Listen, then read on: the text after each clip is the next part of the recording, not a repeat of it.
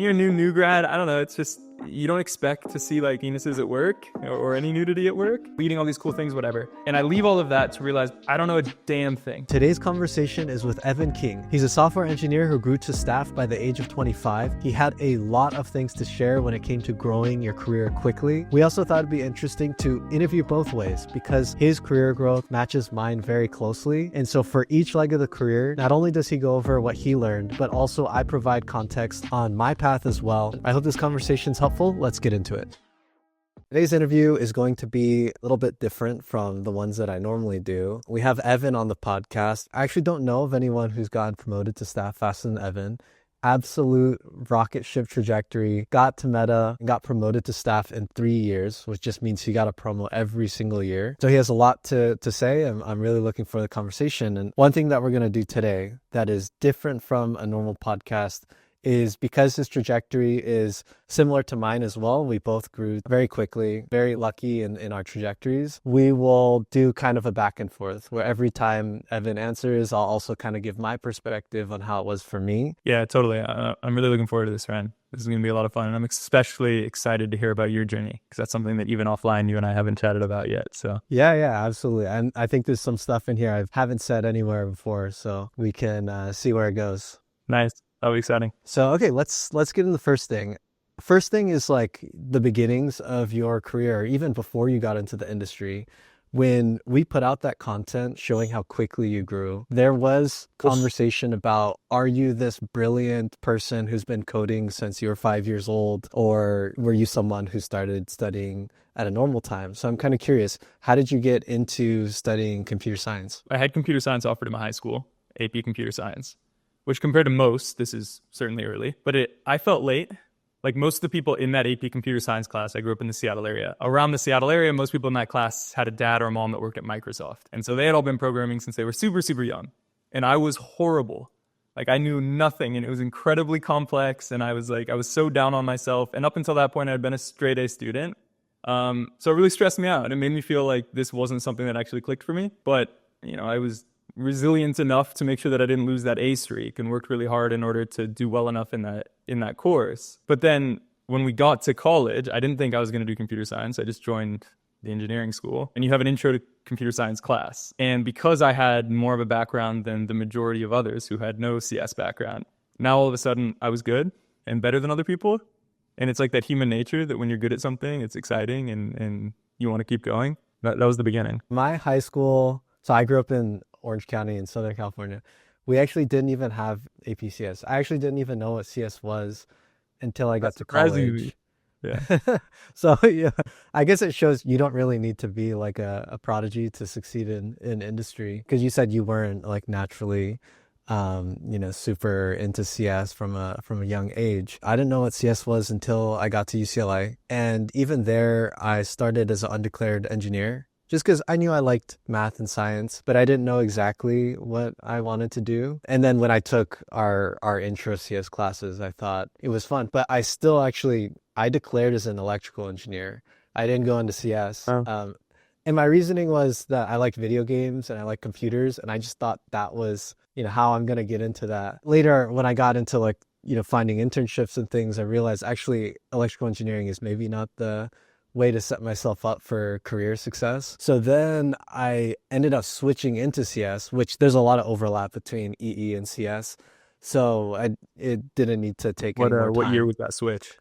That was actually in junior year of college. So that's pretty late. That's surprisingly late, yeah. But I switched into computer science and engineering. So all those EE upper divs I had taken kind of got reused, and I can go into CS with the last 2 years of my college. But yeah, so I switched into it pretty late. Don't have a storied long tenure in CS prior to getting into it in college. Yeah, I guess we're both proof of the contrary of what most people expect there. Yeah, exactly. I don't think you need to be like a programming prodigy for most stuff in industry. And so I saw once you got into CS, you started getting really involved. Like you did the Cornell Hacking Club. What made you want to start that? So actually, I played soccer at Cornell in college. And then my junior year, I came to the realization that, like, you know, when you're playing a Division I sport, you're spending a ton of time on it. So you're up early, you're working out, you're training, you're on the bus, on weekends, you're traveling, whatever. And I finally came to this realization as I was like landing internships that I'm not going to be a professional soccer player. I have no aspirations to be, but I am going to be a professional software engineer. And so why am I dedicating so much time to the soccer stuff as opposed to the thing that's actually going to be fruitful for the rest of my life? So I quit soccer my junior year, and then all of a sudden I had so much time. And so, like, at least in a relative sense, I had so much time compared to what I was used to. And so I had been doing a lot of hacking on the side, just building things that I thought was fun. And I decided this could be a cool thing to try to expand. And so I'd done a couple of capture the flag competitions myself and like entered teams through Reddit. And I figured Cornell's got a bunch of smart people. This could probably be something that we could do. So I set up a handful of flyers around the engineering quad. And next thing you know, I had calls, conversations with about 25 people, grabbed a couple of them to kind of be like the founding quote unquote officers. And then from there, we really scaled it up and had a core team of like 25 people that competed in CTFs, but then had at some points as many as 200 people who showed up to weekly, like, call it lectures to talk about hacking stuff. That was a ton of fun. And I guess as we see, and we might get into later, like with the Hello interview stuff, I've always just really loved teaching. So that was maybe a genesis for that as well. You know, when I was in college, or just in general in my education, I feel like people always told me this advice of you should get into these leadership opportunities. And oftentimes in high school, it was to just make your college application look better. Yeah, totally. But I think actually looking back, if I look through all the behaviors that you had to do to start that club, get all the alignment with all the people, communicate and market it, and etc., and kind of be a leader in that space. That's actually a lot of what I think, you know, more senior engineers need to do, like all those soft skills. So I feel like actually it is a good thing to do in the long term. And I did some leadership stuff as well in college because I thought it was good for interviews, but also because I enjoyed meeting all the other officers in those clubs and getting involved. So, and I think in that experience too, beyond all the leadership stuff, which was super important, most of the kids in the club with me were technically brilliant, more so than me, like significantly more so than me. But like we spent all day hacking and writing code and building things that were pretty sophisticated and, like, even to this day, like, you know, pretty awesome. I look back at some of those repos and find it pretty amazing. But you always hear people recommend doing side projects. And I guess that was my example of that, where it's like I was just working on something that was fun with friends who were brilliant. And I feel like that set me up pretty well eventually going into Meta. Did you have a side project experiences much going into? I had a few side projects. They were like little things though. For instance, there was this one thing that I built. I was in this EE club called IEEE, and the club's lab is only open when an officer is present. You know, how do you know if it's open? Well, maybe you ping people, you have group chats or something, and you see if it's open. But that was kind of unreliable and slow. I wanted there to be like this status indicator. And so I built this occupancy sensor, which was basically it was like a Raspberry Pi connected to the Wi-Fi of that lab. Sweet. If any of the officers' devices, I had like a manual mapping of the MAC addresses of all their devices. If any of them connected to the Wi-Fi, that bot knew that someone's in the lab. And so you could just ping that Slack bot, say, hey, I think the command was like who is or something, and it'll just give you like all the officers that are there. And so like, yeah, that is something that I did build that I felt like was useful, and it was like a nice side project. And I did remember talking about it in interview conversations. And I feel like that's such a perfect example, because my suggestion to especially like new grads nowadays, as it pertains to doing a side project, like choosing from some of those random lists, which you see always going around, is like cool, but you're not nearly going to have you're not going to be as passionate about it or want to be working on it late as you would be something like what you just described, where it's like, and so maybe that would be the concrete advice to anybody listening who's in that phase, is like, just observe the problems around you and then build some software to solve it. That's the side project you should be working on. 100% agree. I think there's all this advice on doing side projects, and if you just build one that's like Redis clone or something like that, but no one uses it,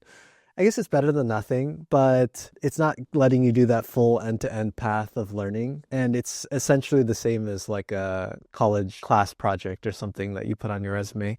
You're not going to get nearly as much out of it. Highly agree with what you're saying. You did CTF. When I think of really, really good, technically brilliant engineers, I think of CTF, I think of like Top Coder and these competitive coding. I feel like that probably helped you with Leetcode. What was your experience when you were interviewing? Did you feel like it was pretty smooth and you interviewed to get your Meta job? Honestly, not in the beginning anyway. Like everybody knows that you have to leak code. At school, I was surrounded by a bunch of computer science majors. We all knew that we had to leak code, but like I found it really hard. I felt like people around me found it easier. That might have just been projecting some insecurities there. It might not have actually been the case, but it felt like that. And we would just spend so many hours every single day in the library just practicing different problems.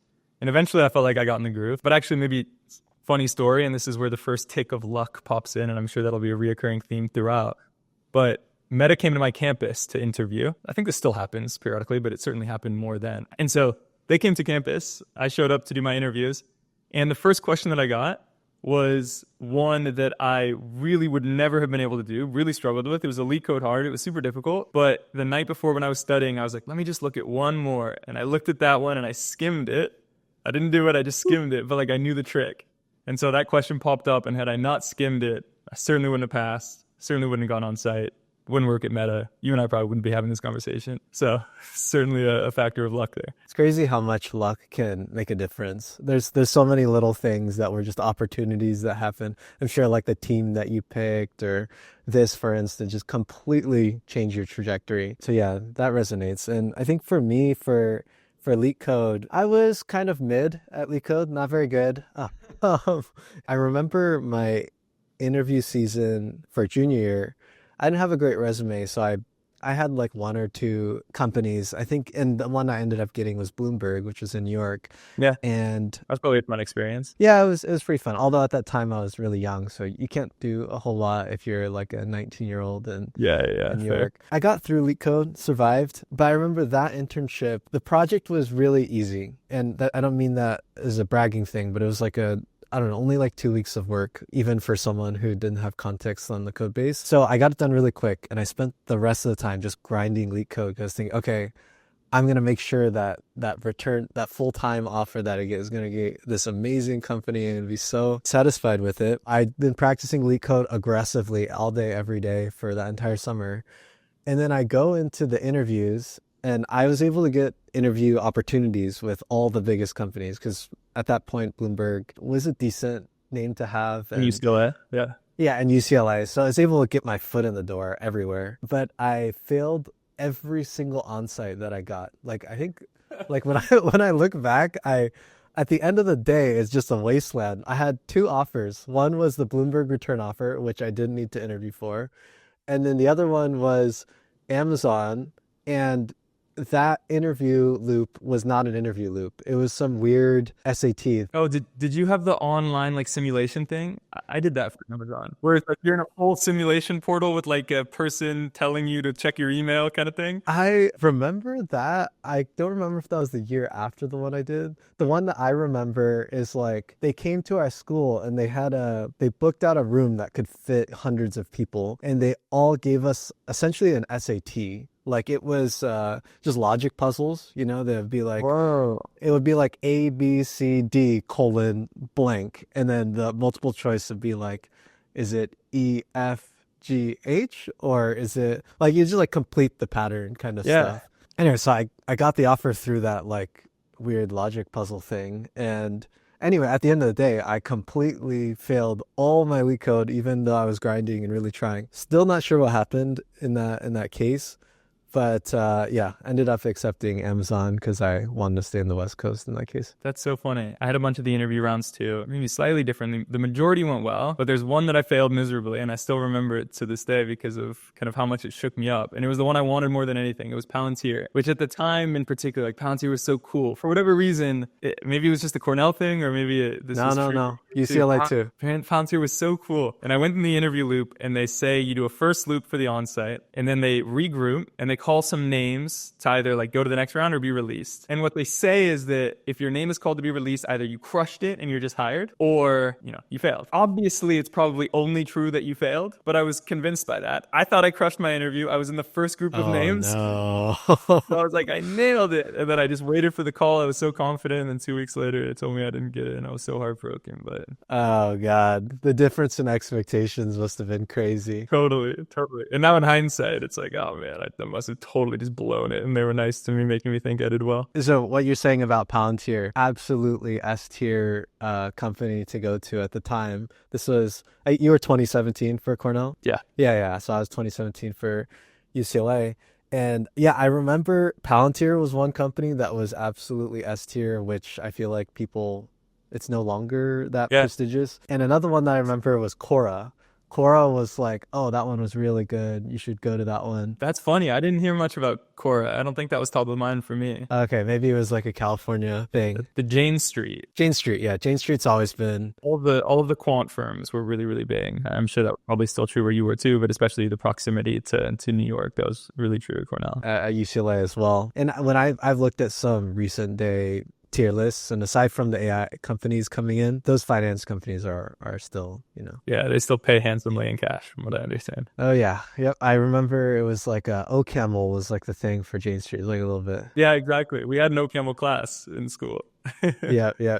Probably just for that reason. Okay, so you got the Meta job and you graduated, and so you started as a new grad in IC3. I think one of the first things that you're faced with is, what team do you pick? How'd you pick the team that you ended up going with? Yeah, so Meta used to have bootcamp. They don't have this anymore. Now it's team match, which is a shame. I understand why they would have gotten rid of it. Maybe logistically, there's a lot of overhead. You know this well. You've I love bootcamp. bootcamp. Both iterations of it. But for those who don't know, bootcamp was that you entered kind of undeclared, if you will, to use like college terminology. And you just started by doing a bunch of tasks. And then you eventually started to whittle down to a handful of teams that were hiring that you were interested in. You would do some tasks for each of them respectively. And then you got to make the decision. Obviously, they needed to also want you. It was a bit two-way, but it really felt like you were in control. You got to try a bunch of things, determine which one you preferred, and then join that team. And so that was the case with me. And I thought that I would go the cybersecurity route. Certainly with the hacking club, like that's what I was passionate about. That's what I was excited about. I spent all summer hacking, doing all these things. I thought for sure one of the reasons I chose Meta was bootcamp would allow me to choose a cybersecurity team. And so I thought I would go that route. I was bootcamping with those sorts of teams. And like, it just didn't feel right. Cybersecurity is really low in the stack. You get a different type of folk on the teams in those areas. They felt less welcoming to me. It felt all a little bit like more stoic, less friendly. I don't know. It didn't resonate. And then I came across a team that was nothing I had ever considered before, but was working on things that I found so interesting. And this was, the general org was called Content Integrity. And the org's mission was to build machine learning models to identify and take action on violating content. And so this goes from everything from like hate speech to graphic violence to suicide to you name it. At the time, the team that I joined and was bootcamping with was terrorism. And it was a new team. It was being moved from the London office, but at least to the Seattle office where I was, it was a brand new team. It didn't have any engineers yet. It had one manager, and they were the manager of a different team as well. So they were kind of just standing it up until they hired a real manager, or a full-time manager. And then there was one engineer who was like half tech leading it while also working on another team. I thought, who doesn't want to fight terrorists? That sounds pretty awesome. Machine learning, cutting edge, cool. Content integrity had a bunch of young people that I felt like I could really relate to. Made the decision to go that way. Was your boot camp in MPK, Menlo Park, or was it in Seattle? So the way that we did it, because I was out of the Seattle office, we did two-week stints in MPK, and then the rest of it was out of Seattle. So I guess half and half. How did you go about, because I remember at the time, they gave us a few different things you could choose from, in terms of you could be an Android engineer, you could be iOS, you could be systems, which is just generic term for backend. There's also the other distinction of like, do you want to work on product or do you want to work on, I guess, more infrastructure stuff? So were you thinking about where you wanted to place yourself in terms of tech stack? I think not beyond. I came in just like thinking of myself as a backend engineer. And so I just sort of gravitated to the problems that were like that. And I know that now Meta like draws the distinction between when you interview even SWE product, SWE generalist. Obviously, there's always been the front end iOS, versions as well, or categories as well. Yeah, I don't know. It wasn't a conscious decision for me. Was that something that you thought a lot about? I think yes. So my team matching situation, I mean, I went through bootcamp as well because I was also at Meta. I remember thinking of a few things. One was like the product versus infrastructure decision. And at the time as a new grad, I didn't really know what type of work to expect or what it even meant down the road. I was just kind of making decisions without a whole lot of context based on what I thought sounded cool. So I was thinking, oh, okay, product is, it's like fun and it's like front end was my understanding, and front end did not appeal to me. I was wrong. I mean, product can be very deeply technical and interesting. I was wrong, but I ended up choosing infrastructure because even the word itself sounds technical and cool. Totally. Yeah, yeah. I mean, there is that stigma. Yeah, exactly. So I was like, okay, I'm going towards infrastructure teams. When you think about infrastructure, you also think about systems a lot of times. And then the other distinction that kind of like led me to where I was what organization did I want to be a part of? So, there's WhatsApp teams. You could work on the Blue app. That's Facebook. You could work on Instagram.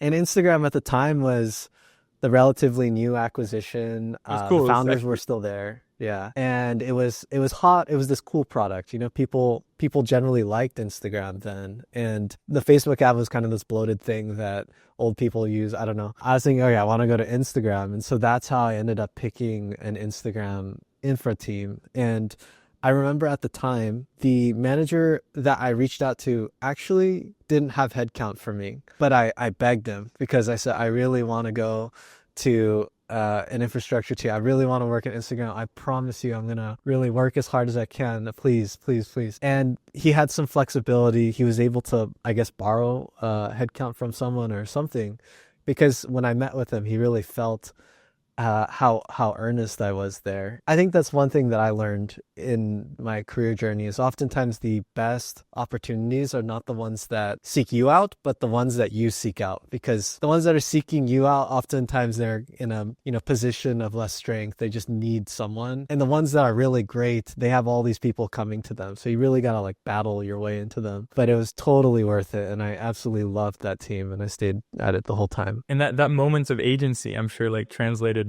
throughout your whole career, and that definitely resonated with me.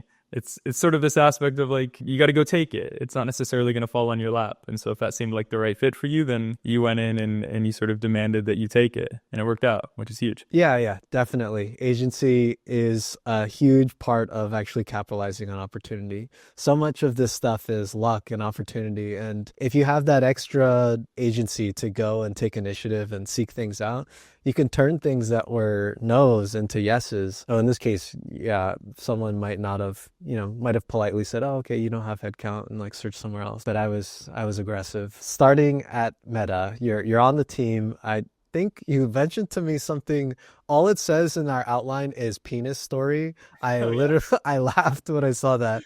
What is this, and how is this relevant to your onboarding at Meta? So when I first joined the team, one of the largest portions of content integrity was pornography. This was like the main thing that started. It makes sense though. Right? Making sure that the site didn't have any pornography. And so like when you're a new grad, I don't know, it's just, you don't expect to see like penises at work or any nudity at work.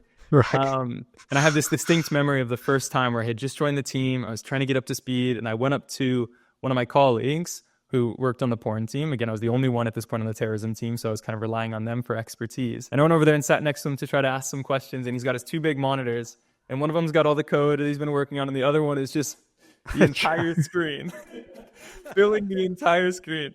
And I'm like trying not to look. It's incredibly shocking and like jarring to me, but this is his every day, So to him, he didn't even think twice or notice it. I don't know, but there was something about it that was just like, I loved that story afterwards. I went home, I told all my friends. I thought it was, so hysterical. And then it kind of became, I don't know, indicative of like the organization and the team as a whole, that like you become desensitized to that stuff. You're doing your job. It's no longer silly. It's no longer funny. But it was a shocking and memorable moment from my first days there. That's for sure. That's hilarious. Just seeing that on the screen in like a work environment. It's kind of crazy. Yeah, it was really funny. And they hide us in that Seattle office. They hid us in the second floor in the corner. You think that was intentional? Yeah, totally. At least that's what the people before me said was the case. So that nobody ever had to walk past those desks. Oh, that's so funny. And just be shocked. Because the nudity's silly and largely funny, but there are plenty of things that are much more jarring. That's hilarious. Okay, so it sounds like your team had a pretty good like social vibe on it. Yeah, totally. When you got there, you mentioned that you were working on the terrorist side of things. Mm-hmm. Can you tell a little bit about like the technical side, just in case someone's curious in the audience, like what exactly you were working on? Is like some backend system or? Yeah, exactly. So it was a backend system. This was mostly Hack, is Facebook's type-safe PHP. Maybe not directly my first project, but like my first substantial project was to work on this thing that we named Estuary. And estuary is the point where multiple rivers kind of come and join together. And ultimately what it was the infrastructure in order to detect terrorist content. And so it's this multi-staged funnel. You initially run some kind of crude checks on content that are really quick in order to determine whether they're worth further considering and running your expensive models on. Some photo matching happens. At that point, you need to make a determination based on the scores of the models, the photo matching, if you need to take any given actions, if something needs to go to human review, how many human reviews, a combination of those reviews ultimately lead to an action as well. And so this was the infrastructure to facilitate that process and try to make it as easy as possible for us as the team to experiment, plugging and playing different models, changing thresholds, running A/B tests, all of these things. Kind of getting into the promos, like your first promo was super fast. I think one thing that's interesting though to think about is, was that something that you asked your manager about and you were in touch the whole way, or did it kind of just happen? It definitely just happened. And that wouldn't be my advice to people normally. But like looking back at that point in my career, I was new and I was like shy and had my insecurities like everybody else. And that was a big moment that stuck with me. There were a couple moments of like confidence building that happened early in my career, which I think were super necessary for me to go on and maybe kind of achieve the promotions that they were ultimately achieved. And at least in this case, that promo happened my first half, 6 months or so after being at the company. I'd never talked about promo. I didn't know how well I was doing. I thought I was doing a good job, but like I don't know relative to everybody else. I figure everyone around me is really smart, and they certainly were. And then I got pulled into a room with my manager. He gave me a bunch of compliments, telling me I was doing great. I felt really good. And then he said, "You're promoted." And it's nothing I had even considered. He showed me the new salary, the new equity, and I was like, oh my gosh, holy smokes. What just happened? Like, this is insane. I was like shaking with giddiness. It was a pretty cool experience, but it was as I said, it was a huge confidence gaining moment, because from that moment on, I had the assurance that I was good and I was capable. And then now I was like sort of freed of that anxiety, questioning whether or not I was good enough, and was free to just kind of continue to grow at that pace. And did you intern at Facebook beforehand? No, so I interned at Zillow beforehand. Okay. The other confidence gaining moment that really comes to my mind was actually at Zillow. And so that I entered Zillow. Now it's even before Meta, so I'm like maybe more insecure, working on what I need to work on. Got my project done quickly, like you said you did with yours at Bloomberg. Worked on a bunch of things that had nothing to do with my product, but were really fun. And then I remember distinctly my manager at the end of the internship, both getting the return offer, and then him, who had worked at Google for a long time and then now was at Zillow, saying that I was the best intern he had ever worked with. Wow. And that was just like I think to this day, probably one of the biggest compliments I ever got. Like I was just beaming, and I felt so good and so confident coming out of that. And so I was able to ride that confidence into Meta. And then of course you still have a bit of the insecurity. And then this moment with my manager really kind of solidified that confidence. So what is the thing that you were doing so early in your career that made both of these managers, say you were the best intern or best, or one of the best early people they were working with? I think the biggest thing was that I was just like inquisitive and didn't feel bounded by what I was told to do. And so at least at Zillow, I finished my project pretty quickly. And then I was working on the rentals team. It had nothing to do with security, but security stuff was interesting to me. And I saw all these posters around the office about how people shouldn't leave their computers unlocked when they go to the bathroom or go to lunch or anything like this. People would leave their screens open, security concern. And so I threw together a fun game where if somebody's screen was open, then you could go to a certain website hosted internally and then like kind of get them, if you will. And so then you had like a leaderboard and you had like cute graphs about who left their screen open and who had been got more than anyone else and who was getting people. And it like became this fun little thing in the office. And that's what I spent most of my time doing. And then I would hang out a bunch with the cybersecurity folks. And like they took me to DEF CON in Las Vegas. Totally not my team, nothing to do with rentals or anything. But like I was just looking for other opportunities to seek out stuff that was fun to me. And the same was true when first joining Meta. I think actually the article that you published on your Substack, I'm sure we'll link that below or something, talks about my very first project at Meta, where again, I finished it just pretty quickly and then had all this time to improve it, do things that I thought were fun and outside of the scope of the original task. When we published that article, that was probably the thing people asked the most about, which was, you said, hey, do your work fast, and that gives you this budget of time to excel and do all these other things which lead to the career growth. But that was the big thing that people wanted to know more about, which was, how do you get through your assigned projects and your initial code and all the things that's expected of you so fast. Is there anything that you might say to the audience for that? I understand where the question's coming from. I hate it, largely because like, I don't know. And it almost makes me feel like held up in this status that I don't know, it doesn't feel all that deserved. I feel like it just happened. I'm interested to hear your thoughts because I know this was true for you as well. And then maybe as you're answering it, I'll come up with something that could be useful. But I know you had the same experience. Yeah, so I definitely had a similar experience when I joined Instagram. I was an absolute workhorse and I was just churning out anything that anyone gave me. There's two aspects to this. One is doing the work quickly. And I think that to some extent, having all my key bindings be super fast and, making sure my workflow is just really dialed in. Like I have everything memorized and I can, fire off a diff in like 10 minutes or something and really know where everything is in the code base. And that comes with just spending a lot of time and like really knowing your area and becoming kind of like the go-to person there. When you first start, someone tells you something, you don't know where it is, and you're kind of just trying to figure out what's going on. But at some point you get so dialed in that someone says, we need to make that tweak, and you know exactly where it is, the exact line of code. And you can just fire it off. So at some point I got that so dialed in that I looked at my old diff count and it was like 10 diffs a day at some point because I had a very coding heavy project at some point. I think it's like the second half of my junior engineer stint. So there's that aspect. But the other thing too is like if you want an extra 30% of time, you can also just work an extra 30%. Yeah, That's the answer nobody ever wants to hear.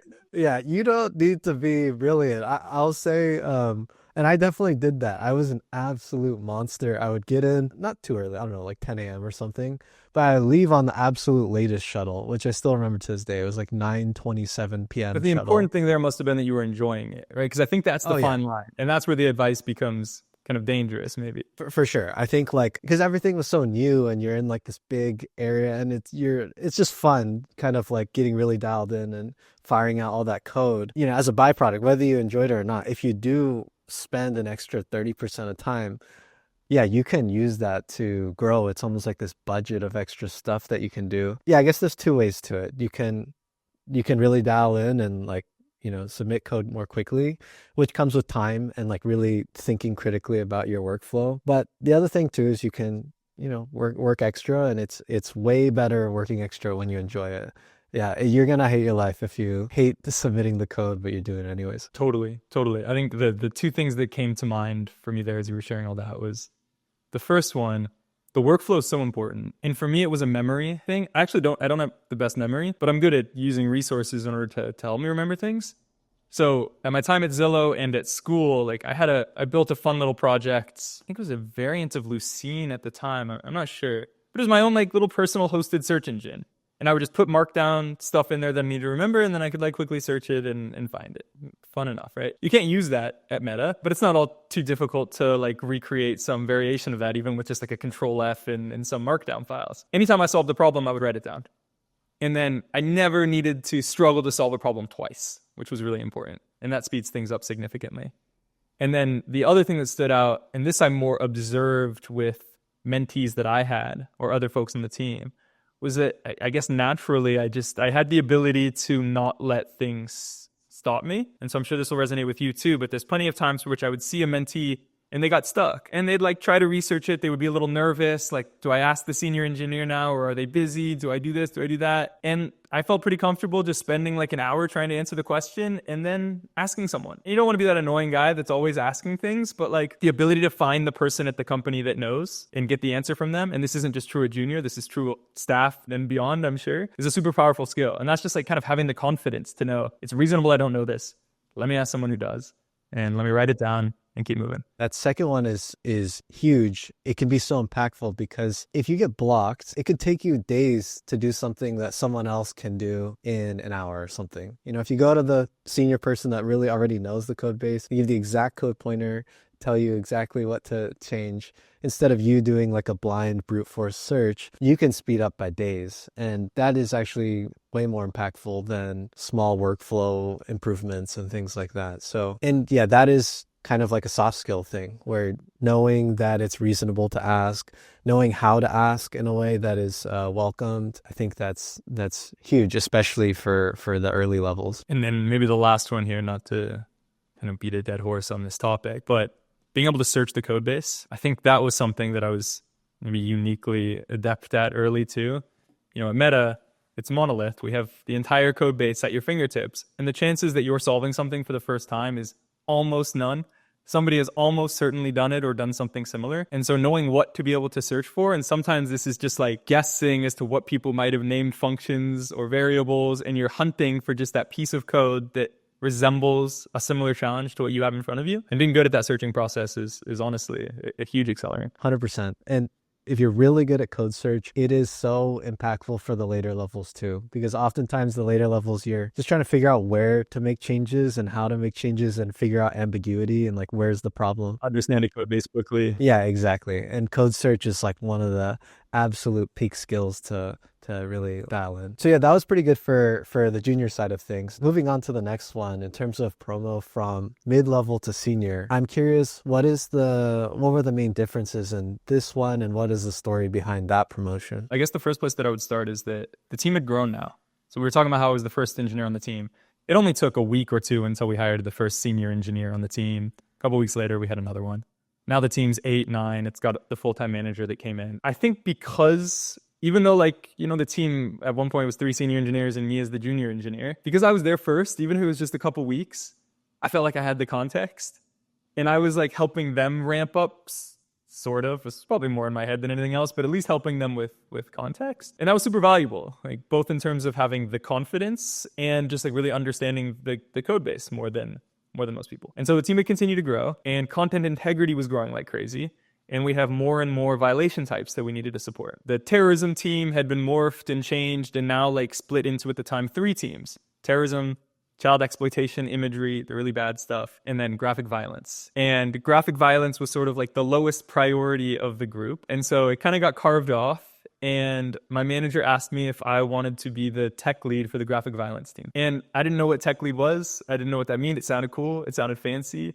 It turns out it's not actually even a real thing at Meta. Like it's not a title that shows up anywhere. It's not formal. It's it's largely made up in optics, but like to me it felt so big and cool and powerful. I don't love saying that word, but you know, it felt that way. And so the team had 3 engineers, myself, a junior engineer, and a mid-level PhD research scientist. And it was the 3 of us tasked with solving quote-unquote graphic violence problems at Meta. And this was the process of detecting if things were graphic, in most cases putting a warning screen or an interstitial over it, in the extreme cases deleting the content. And so like I really took to this leadership role. So I got to kind of lean on some of those skills learned during the hacking club days, and now I'm proactively setting up weekly meetings for the team, helping management with laying out our roadmap, even having one-on-ones with both of my teammates weekly, which was a cool and new experience for me. And like this was really the transformative moment in my career where I grew more of those leadership skills. And if not grow, I was able to at least express those leadership skills. And of course, there was a ton of growth in here as well. And then graphic violence like continued to do pretty well. Our stats looked good. And so we took a project that was like, it wasn't dying, it was just underinvested in. And we increased our precision and recall numbers to something I wouldn't be able to quote now because I don't remember well enough. But we did a great job. And I think that it was on account of my leadership there and the fact that I was directly leading other engineers, doing one-on-ones, setting team directions, roadmap. These are all qualities of senior engineers. I can't remember well enough if we expanded as well at this point to have more than just 2 engineers before the promotion. It's quite possible that was the case, but I can't remember. Yeah, I think that's the TLDR of the promo path there. That's an absolute no-brainer IC5 promo or senior promo. And that is really interesting because you were just a year out of college at that point. To be able to step into a leadership role like that is pretty extraordinary. One thing that I'm curious about is your manager gave you the opportunity. So it's not like you found this new thing and said, hey, we got to do graphic violence stuff. Your manager said, hey, I got this thing. I'm going to trust this guy with leading this. What did you do to get someone to trust you so early in your career with, a more senior leadership role? Good question. I'm not sure. What I can say is that it was incredible management. And my manager was exactly that. He was an incredible leader. His path kind of up the chain was fast as well. His influence was fantastic. And I think this was a moment of him identifying somebody who had capabilities and giving them the encouragement and the space to be able to grow into a more full form.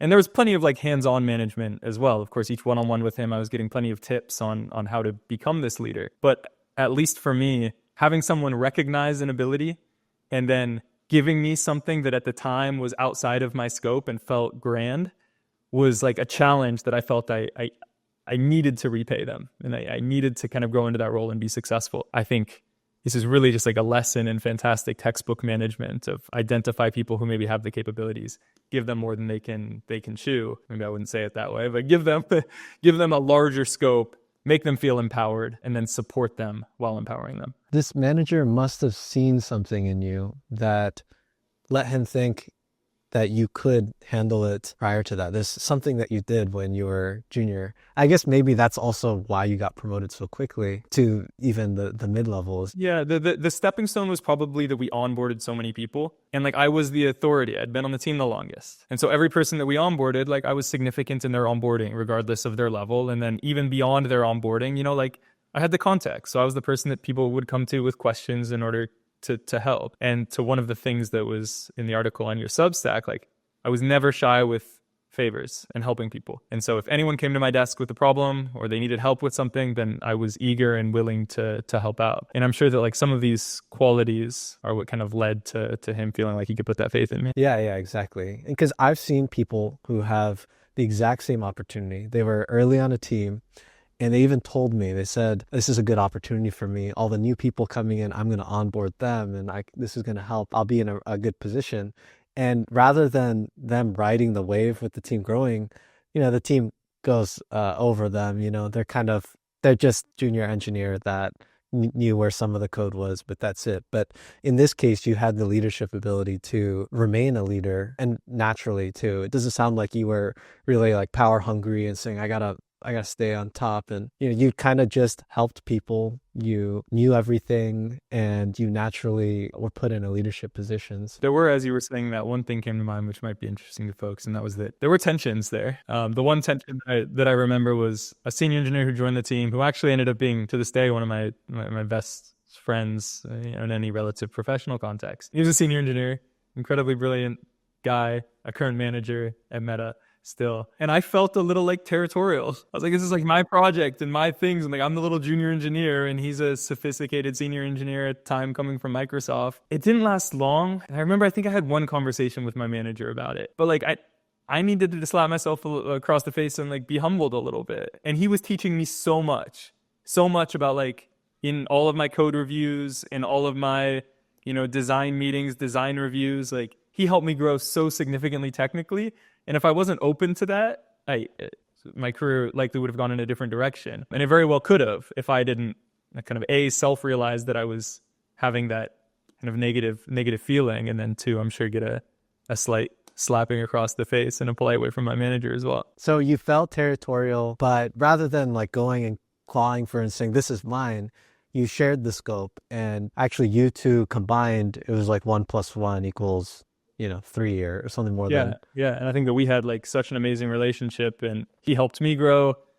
I won't speak for him to any extent that I helped him. I think that might be too large to say, but like, yeah, 1 + 1 = 3. And we were able to go on and accomplish great things over the next couple of years. I would also agree. I mean, in my career as well, I had people who were working with me that were more senior. They knew way more than me. And those relationships, I feel like I owe everything to those relationships. I was so lucky that these people would spend the time to work closely with me. I would go and put all this work into the docs. They would eat it alive. And, the end result is so much better. And I learned so much from them. I didn't really think too much about this is my thing or whatever. And I don't know exactly what was in each of our performance reviews. Like, did they get credit for leading it and I just got credit for execution? I don't even know. I just put my head down and said, I love working with this guy. I'm learning so much from them. And this project is going amazingly. I could point to a specific person at each promo and say, this person, I couldn't have done it without them. And they're so impactful in my growth, but also we just did so much more as a result. So, and that makes a lot of sense. I think whenever it's getting territorial, I think, you can think more about how it's not a zero-sum game and you can actually create way more by not caring about who does the work, but that the work gets done and it's amazingly high quality. Exactly. And it's all through a lens of like self-growth. You have to be able to realize that there's so many things that you don't know. And all of these people can teach you these things and you have to be eager to do so, as you just said. Absolutely. One last thing that you said in this area, you talked a little bit about tech leading and how that was like a critical part. And you defined tech leading as kind of driving the roadmap, coordinating with everyone, having one-on-ones and working through others, it sounds like. I'll just say that that was also a huge part in my promotion to senior as well. I was not given, it sounds like in your case, you had your manager said, hey, this scope, go for it. And here's people working with you on it. In my case, I got a taste of it there was some work stream that we're working on, which I kind of became the back-end lead on it naturally. It was just something that was coming together and we needed client engineers, we needed back-end engineers, and I was there first. And then as it grew in importance, I was the guy that knew everything on the back end. So there were, other teams getting involved and I was the go-to person. And I was leading, being a tech lead in that space. Even though I felt it was kind of stretching my leadership capabilities, I remember a few core memories of certain meetings where I was leading it, but I didn't feel like a leader. And I was just doing it though, because I knew what I had to do and I just kind of buckled down and did it. But there's definitely some, growing pains, but growing into that role, being a tech lead was a huge part of it. And also I had an intern at some point, which honestly, this intern was amazing. I got super lucky. This intern basically showed me the power of, I guess, like leverage or working through others. Because I was always a workhorse and I was taking on, 3 work streams at the same time. And then this guy came along and I realized, oh, I can entrust him with some of this and I can go take on more stuff. And so now I felt like I was 2 people at once and I was shipping twice as much impact. And I was kind of getting the credit for all of it too, because he was like an intern and, he'd just be there for a little bit of time. So that kind of got me a little taste of like leverage and I something that I liked a lot for the rest of my career. 2 things that really stood out there for me was that the first one was the power of context. That seems to be a through line in both of ours. And there's like that classic advice of become an expert in something so that you're that go-to person in something. And I think that's great advice for anyone in their career. If you're the go-to person on something, ideally something valuable and something growing, then that context is going to be worth so much. And then to the delegation aspect, that's something that honestly was probably the first point in my career where things stopped coming naturally. And I remember many conversations with my manager about like, you need to be able to delegate. Because I was just like you, where like I could just do it and I could do it quickly. So like, why do I need anyone else around to help? And it was at this moment, kind of around that 5 promotion, just before, just after, where that was really getting beaten into me. And similarly to you, that was kind of a huge eye-opening learning when I finally was able to get that to click. That like, you don't have to do everything yourself. In fact, at the higher levels, you can't do everything yourself. And you need to figure out how to empower people. You need to figure out how to delegate, and you need to figure out how to kind of increase your scope through others. Definitely. I think that was the biggest feedback that I got once I was senior on how do I get to staff. Yeah. It was like the buzzword was scaling yourself. Like you gotta totally scale yourself. I'm really thankful that I had that experience with the intern as a senior or growing into senior, because that was like the name of the game, to kind of be able to take on more scope than I could physically deliver. Okay, before we go to the staff stuff, I guess last thing on the 5 stuff, at this point you're kind of more plugged into the industry. Did you start talking to your manager about promo this time or? Yeah. Now, like, I had a great relationship with my manager. He was always looking out for me and trying to push me to move as quickly as possible. But similarly, like, we'd have those open conversations. Like, we're looking for a promotion by this date. Let's make it happen. Here's what has to happen in order to accomplish it. And so it was like a much more honest and open conversation at that point. I talked to a lot of my friends when I was at Meta in my bootcamp class who didn't have the same experience. They didn't have the same promotion growth. And largely, they didn't have a manager that was advocating for them to the same degree that I had. And so my advice to them, which was maybe a little bit silly because I don't know that I even did all this all that much, certainly not in the beginning, but was like that they really needed to self-advocate. And like, you have to have those conversations with your managers. This is when I want to be promoted to 5 by, and this is what I think I need to do. Do you agree? Where are the gaps? And it's like an awkward conversation because it's setting yourself up. It's vulnerable, like, but you have to have it. You have to have that conversation. And you want to hear the bad news if there is bad news. You'd rather hear it now than come promo day when you're expecting something. 100%. My manager at this point was, one of my absolute favorite managers. Love him and learned so much from him. He was never pushing me hard for promo, but he was very supportive when I asked for it. And so I guess in my experience, I was more of like I advocated for myself pretty aggressively, and it definitely made a difference. And it's not that my manager was ever not supportive. It's just that he wasn't coming to me and saying, hey, let's do the promo. Here's the date. I would come into the conversation, say, hey, what do I have to do to get promoted? I'm super motivated. I'm loving this work. What does it even look like at the next level? And me just constantly going in. And because I was a high performer, I think that also helped me a lot because my manager had strong reason to kind of, make sure that I was happy with my growth and everything. And, as I'm growing too, I'm helping them get way more stuff done. So there's just like a lot of alignment and incentive there. Totally. I think that your experience there is definitely the one that most people can try to learn from there. And what you just described, I didn't put into action until later on. It wasn't until I have a different manager when I was like shooting for the 7 path that I was more advocating for myself as opposed to, and my manager was still great and on my team, of course, but it wasn't being as led by our manager at that point. Yeah, definitely. And also I think some managers are just they have more things on their plate. It's not like they don't want you to, they just aren't focused on it potentially. It just makes you get a lot more lucky with your promos if you're focused on it. Yeah, and by the way, to luck, I think that manager that you had, that was also like opportunity and luck to some extent, right? Like you could have had a manager that actively disliked you, and even though you're killing it, you might have been delayed on the promos or might not have got the opportunity to begin with. So 100%. Yeah, that's a huge portion of it. Having the right manager is huge. And I think there's 2 pieces there. You certainly need to have the right manager. It's also true that managers are taught to like invest in their high performers. Both of those things need to be true. You need to be a high performer so that your manager wants to invest in you, and then your manager needs to be fantastic in order to kind of push that rate of acceleration. If you're finding that you're not performing high and you're not getting attention from your manager, that's probably why, as maybe hurtful as that is to say. And it's like you need that self-recognition to realize the first thing I need to fix is to become a high performer in order to kind of deserve that attention. And then, then you can be a little bit more forceful with them about the next steps. I don't know of too many people who are high performers that are maybe not getting a whole lot of attention, unless there's some crazy thrash situation where people keep leaving. Yeah, and which happens. Yeah, which also does happen. So like managers are incentivized to grow their team. If the more promotions they give that are warranted, obviously, and at Meta they have to be warranted, they go through a pretty rigorous process. But like they're rewarded for growth within their team and how many higher levels are within their team. And so like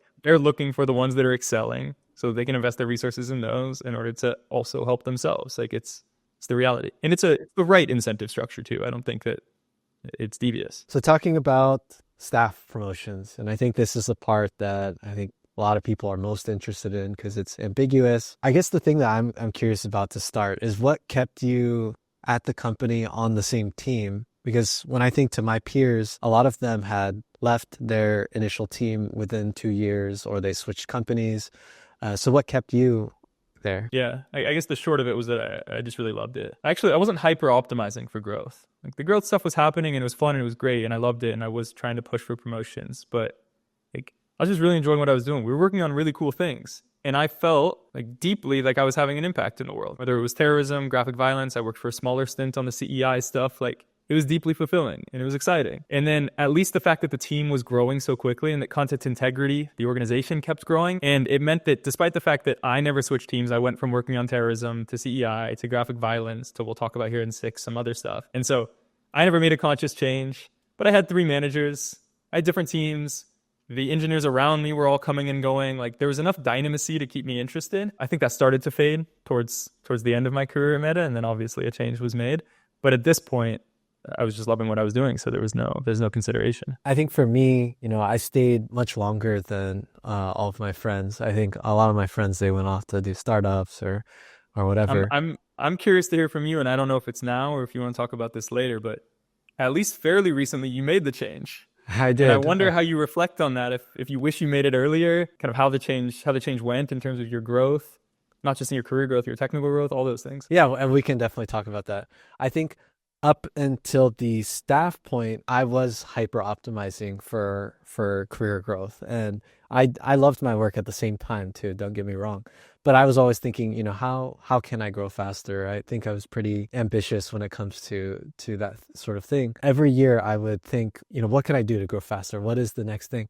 And the answer was always, "Well, stay here. That there's another promo right on the table." All right, the opportunity's clear. Yeah, the opportunity was clear, and I was loving the people I was working with and the work. So I actively thought about it and decided to stay. And I felt like that was also powerful in making me feel satisfied and fulfilled in my work. Was that every time I consider, I was thinking, yeah, I'm doing the right thing in the right place. And so that's kind of what kept me working on the same team for so long. It makes sense. And I think that's actually, it's like I was the same way, and it's a blessing, and it was right, and it was great for our careers. But in hindsight, like, there is a slight negative to it.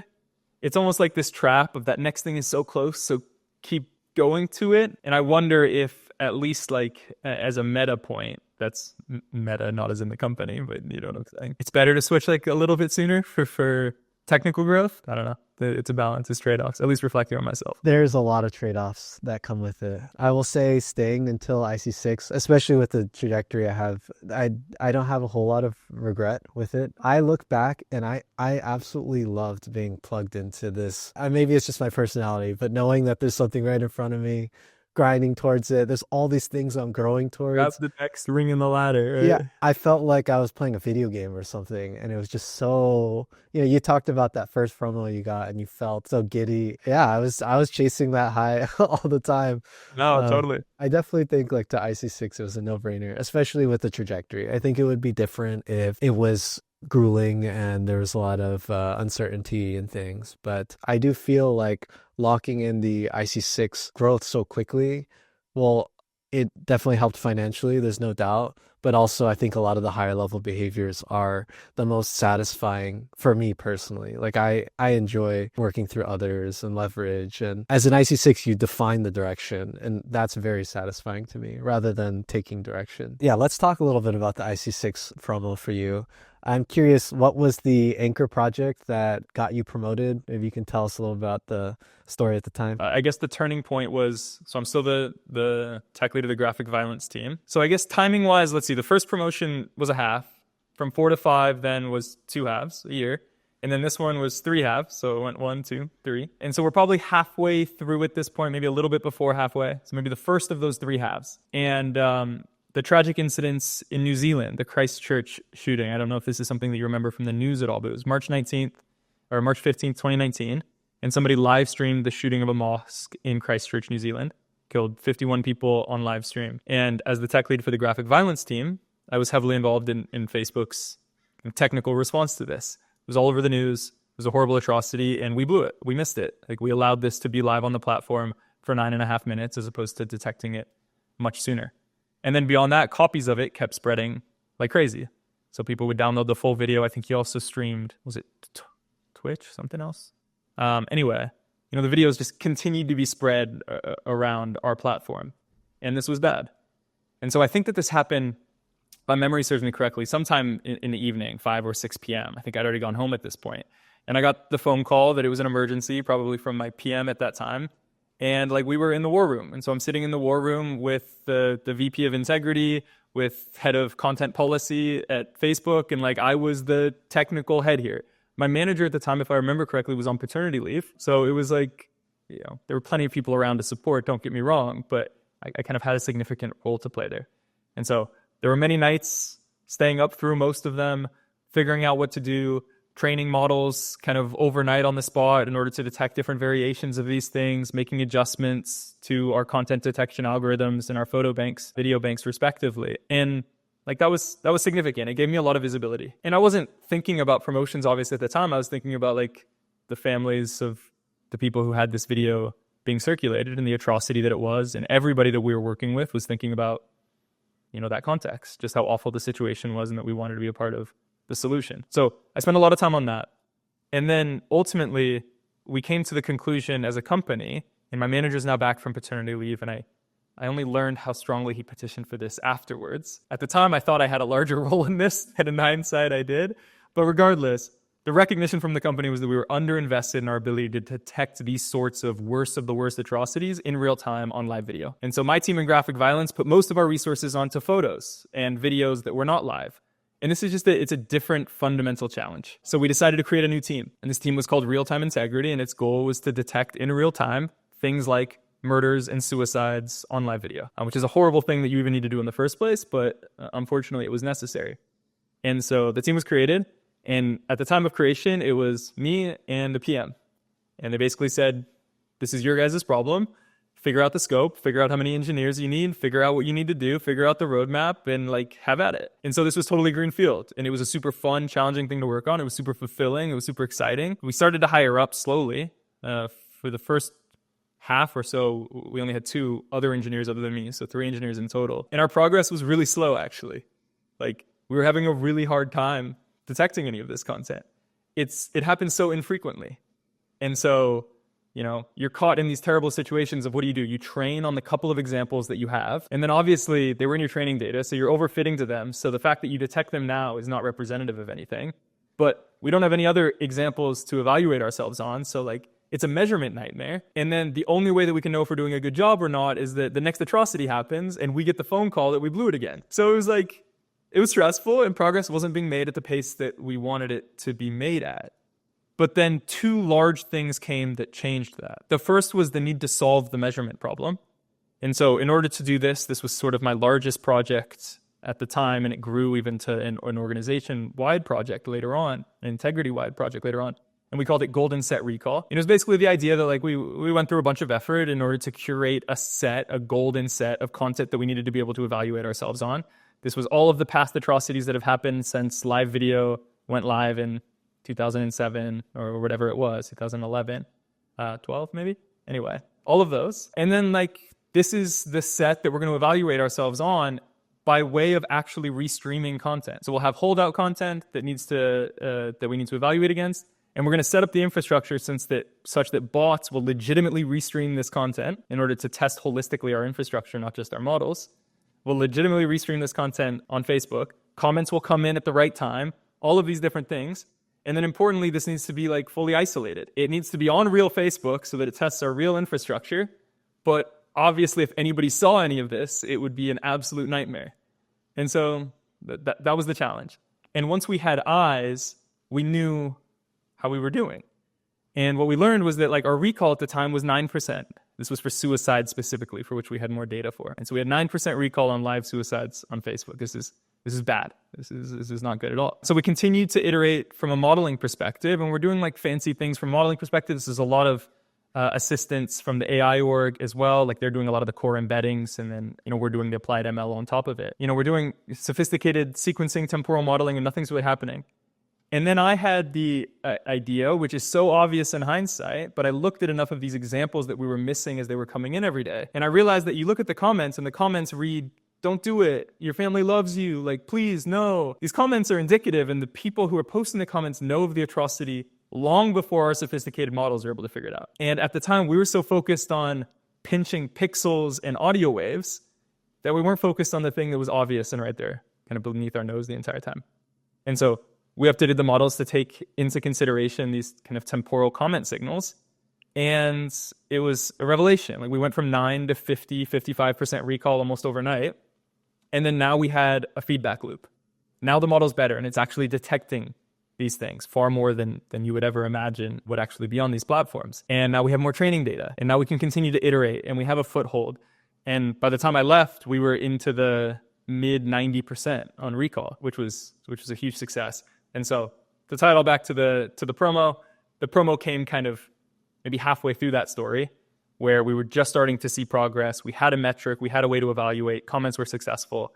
And so I think my promo packet was something on the back of, was able to step up in a time of need for the company, do all of these fantastic things to help us when we were in crisis, and then created largely and led a new team in order to solve this problem moving forward, and has, up until this point, the point of the promotion, made significant progress. And I think at that point it was, like the 9% to 60% or something. I mean, that's huge impact. So the IC6 scope in terms of the impact side of things was absolutely clear. You said something there about you were just given the opportunity to create a team from scratch as an IC. How big did that team end up being, and how was that process? By the time I left, the team had just recently split into two of 8 each, so 16 total. At its peak, real-time integrity was something around 12 to 14 engineers. At this point, I was 2 years into being staff or so this isn't as close to the promo path. By promo time, maybe the team was 4 or 5 engineers, but it continued to grow. And at first, we weren't sure if it was going to be like a dud project, through the first 6 to 8 months, 6 months maybe. But then once we started to get that acceleration, then it was something that the company and leadership wanted to invest resources in. And fortunately, it was sort of a pet project of like the VP and director of the org, because of, Mark was breathing down their neck about how horrible this was that we allowed this to happen. We can't allow it to happen again. So we were getting resources accordingly. Man, for an IC5 to just be trusted with this blue ocean of build this team for like a top priority for the org, or like that a director is paying attention to, is definitely a huge opportunity. Who was the decision maker that gave you that opportunity? Was that the director, or was that your direct manager? To be honest, I don't know. So there's like the visibility that I had, into which this felt so cool. I felt like I was just given so much scope. I felt like I advocated for it based on what happened, during the incident. And I think all of this was true in part. But as I said, I learned that behind the scenes, my manager was doing a ton of advocating for this new team. And my guess would be that in part of his advocacy, it was, let's kind of let Evan and the PM at the time have a shot at this. And of course, he's there and close by and helping. It's not like, your manager's certainly involved. Yeah, like I said, I think he did far more behind the scenes than I appreciated at the time. But it felt to me, and as it was written in my promo packet, like this was a moment of proactivity for me to kind of largely suggest the creation of a team and lead its inception. Got it. Okay. And so that would have been a case of, I guess, creating this scope then as the IC tech lead involved. When you look back on that, I guess what was the most important behavior that kind of got you promoted? Because I think you've laid out the facts of what happened, but what was the skill that you kind of needed that maybe made it the biggest difference? The biggest thing was the not being afraid to try the simple and obvious thing. This org in general, and all the teams that I was on, and certainly real-time integrity, I was surrounded by ML PhDs. And it was interesting on these teams in that there was a ton of ambiguity. I largely did a lot of the infrastructure, but I spent a lot of time training models too, and fine-tuning hyperparameters and doing feature engineering just alongside them. And they would do infrastructure things too. When you were on the team, your title didn't really matter. We all did things. You would lean towards your expertise, but nonetheless. And so I just had this really unique opportunity where I was surrounded by brilliant people who, they absolutely were brilliant, but they sort of had horse blinders to the effect of focusing on how to optimize the model in the most sophisticated technical means possible so that they could write a research paper and make progress in that way. And this was really fun, cutting edge modeling that we were doing. It was interesting, but I obviously, by the nature of having less expertise there, was less focused on those things. And I had only one thing on my mind: get this number from 9 to something higher. And what is it going to take to do that? And while most people were focused narrowly on the model improvements, I was focused on the holistic problem. And this allowed me to see those simple solutions, for example, the comments. And so in hindsight, it's a no-brainer. But I think this is kind of representative of much of big tech at times, that the people that are there are brilliant and want to solve hard, complex technical challenges. And those who are able to take a step back, view the problem more holistically, and then propose the solutions that, regardless of their technical sophistication, are going to make the largest progress on the goal, oftentimes excel. And I think that was true not just in this moment, but throughout much of my career. Is that something that resonates with you at all? Yes, that definitely resonates. And when I think about my staff promotion, I ended up writing a blog post about it, which I can kind of link in the show notes, about the optimization. But the TLDR is, on a high level, the optimization that I actually did was trivial. It was I was kind of, I guess, maybe in a tech lead role, trying to figure out what's the best way to optimize our compute efficiency for everything, for all the workloads that were being spent on processing Instagram video encodings. That was an area where we didn't look for a long time because as a growing small company as like Instagram, you just throw more machines at it and it's usually fine. But at some point, I think this was around COVID, there was too much demand for our platforms because people were using it so much while they were all sheltering in place. And so actually it became critical that we needed to improve our compute efficiency. And I got lucky because I was looking into that when it became business critical, and I was kind of already there and kind of playing around, tinkering in an area where no one had looked at it, just because I thought it'd be fun. It just sounds cool, compute efficiency. And I was like, yeah, this is awesome. Let's make it better.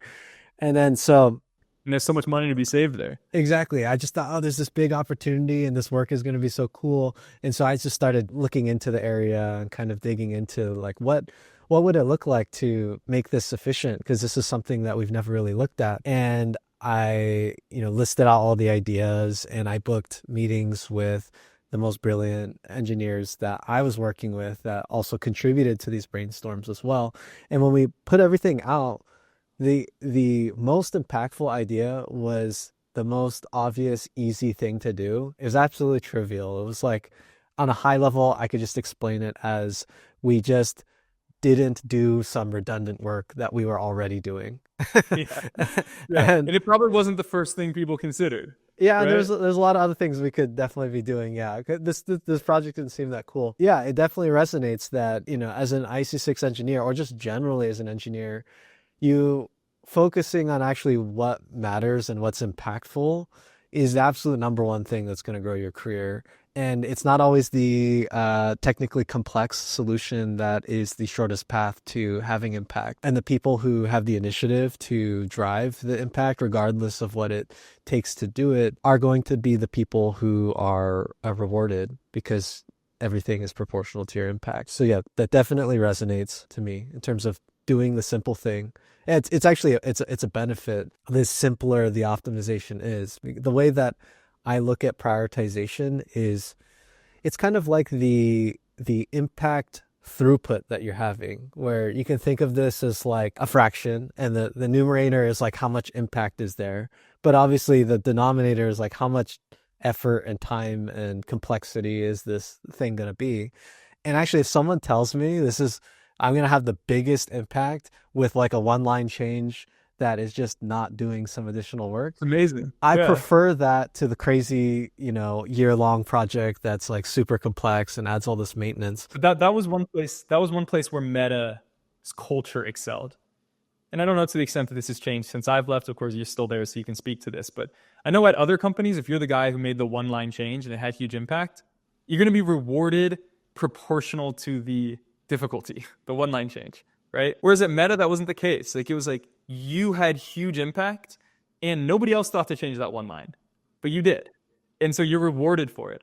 And that creates this culture that's so important of go find the impact. It doesn't have to be the hard, crazy thing. It doesn't have to be a lot of work. Find the impact and have positive impact for the company and you're rewarded. And so that's always been a fantastic thing about Meta culture. Yeah, absolutely. That's the number one thing that I enjoy about Meta's culture. And I think no matter where I'm working, I'm always going to take that with me for the rest of my career, which is that impact is everything. I don't care how it happens, who does it.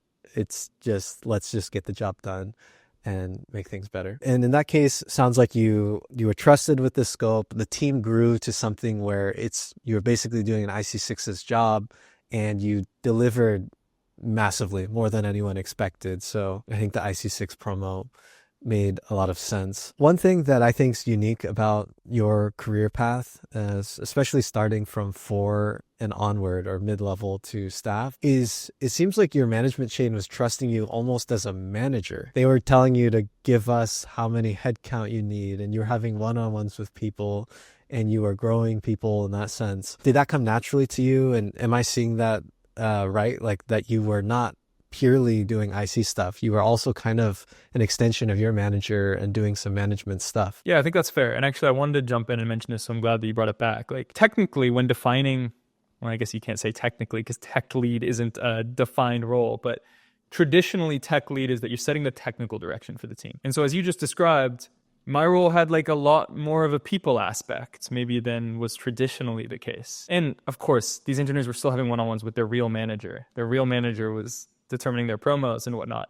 But certainly when I was senior and absolutely when I was at staff, I was like kind of explicitly in those conversations to help my manager have visibility and make determinations about the given engineers on the team's performance reviews, even to the point where at least we attempted to have me attend a calibrations, and it ultimately ended up getting shut down for whatever reason from the director. As an IC5 or as an IC6? As an IC6. Oh, okay. As an IC6. But yeah, why that ended up happening, I'm not sure. I think I really enjoyed it, and like I took it so seriously. Like I really wanted to be good at it, and so I was really observing what my manager was doing. I read The Making of a Manager when I became the tech lead of Graphic Violence. I read that book thinking like, I really got to learn how to kind of lead, right? And it was a great book. And yeah, I don't know. I took it seriously. And I think the fact that I excelled at it, and importantly, I don't want to speak for any of the engineers that I worked with, but I was never aware of any time where people felt uneasy with my leadership or like I wasn't on their team and supporting them. And I think that's where those things will typically go wrong, is there's either like components of competitiveness, jealousy, aggression, whatever it is, where it's like, why are you in between me and my manager? And why do you say what is going on? And do you have my best interests? Like, why am I navigating with this person now? And I think probably subconsciously, because I didn't do this explicitly necessarily, but I just understood the value of being on everyone's team and on everyone's side. And so to the favor stuff that we were talking about, to just generally being nice and wanting to come to work, like I thought, and some people listening to this that were my old colleagues may disagree with some of these statements, but I don't know of any that would, like, I was everyone's best friend, and I was trying to help everyone, and they knew that I had their best intentions in mind, and that was genuinely true. There was nobody that I felt kind of sour about in any way, and I think that allowed me to continue to have that role without there being any significant tension. Because I could imagine any engineer feeling uncomfortable with it would raise that to a manager, and then the manager would recognize that and kind of pull back that responsibility. He was able to navigate it cautiously enough. They all had trust in you, it sounds like, because I mean, not only were you genuinely caring and thinking about their growth, but also you were someone who was very technically competent, and I'm sure they had seen that you had demonstrated yourself repeatedly. So, because I've seen the case where someone who doesn't do all of that soft skills stuff or the behind the scenes stuff, and they have trouble with the transition into a more leadership role. And so I think that's something that you did that was outstanding, and I think it was a large part of your success in these leadership roles. Maybe the last thing on this point that's really interesting that just came to mind. For those listening, at Meta, your level isn't public. And so oftentimes it's known within teams, and on different teams it's known to varying degrees. At my team, at least, like it wasn't really talked about. Of course, you knew the levels of the people. Like I knew the levels of the people on my team, for example, because I was involved in their promo packets or whatever else it may be, of course. But like I at least was under the impression oftentimes that those that I was leading or those on my teams did not know my level. And so there's no fallback of like, I'm IC6, you should listen to me. It needed to be earned every day, right? Like they didn't know what I was, and they could guess or not guess, but like they're probably doing the math. And at times I had my own insecurity of like, people are looking at my profile and seeing that I've been at the company 3 years, like, and I have all of this responsibility. They're probably writing me off or feeling some type of way about it or whatever else. And it kind of kept me hungry because I couldn't rely on this, like, oh, just look at my title and see that I have a bigger title than you, so now listen. And I think that's another thing that is fantastic within meta culture. I agree 100%. And I think prior to me transitioning to management and actually knowing everyone's levels, you just have this gauge, this high level thinking of like, you know, let's say I had joined your team and you're just outspoken in all the meetings. You just get a sense of, okay, this person knows what they're doing. And I start to get credibility. If you say things that are right all the time, I'm like, okay, this guy, you know, I trust this guy. This is good. And if he has proposed an idea, I'm more likely to believe it and that sort of thing. When I became a manager and I knew everyone's levels afterwards, there was no surprises on my end, even though I didn't know anyone's level. I think if you asked me to guess it, I might have been off by plus or minus a level. But when I became it, I was thinking, that makes sense. This guy is amazing. He deserves that level. And, these people, yeah. So I kind of, I like that. And I think one large part of growing to IC6 too is also being able to influence without authority. People don't know your level, so that's one thing. But they don't report to you. You're not their manager directly in any way. To get 5 people to go in your direction, you got to convince them that you know what you're doing, that you have a good idea, that they can trust you. And you have to do all of that without relying on some contrived thing that's like, hey, I'm a higher level than you. You need to do what I say. You just need to be right a lot. And that's how you build trust. Totally. Yeah, exactly. Exactly right. About management, by the way, so it sounds like you were considering IC7. I guess before we talk about you leaving Meta, did at any point you consider going to management? So I actually thought that's what I would do. I thought I would go to 6 and then switch over to management. And then for whatever reason, maybe similar to what you were describing before, like the opportunity to 7 seems clear enough. And there's a lot of work that comes from being a manager. I talked to a lot of my friends who had recently made that transition. Actually, that first engineer that I had described earlier, the senior engineer who I had built a good relationship with after kind of our initial competitiveness, or my perceived competitiveness. He certainly did not have the competitiveness. He had recently transitioned to be a manager, and I was hearing from him and like the stresses that come with the manager. Like you're directly responsible for people. You have to take care of their issues and the BS that comes up, and it's a large weight. And I all of a sudden found myself in this like amazing place where my organization had grown tremendously. I was sort of like the entry point of knowledge in many ways to the organization.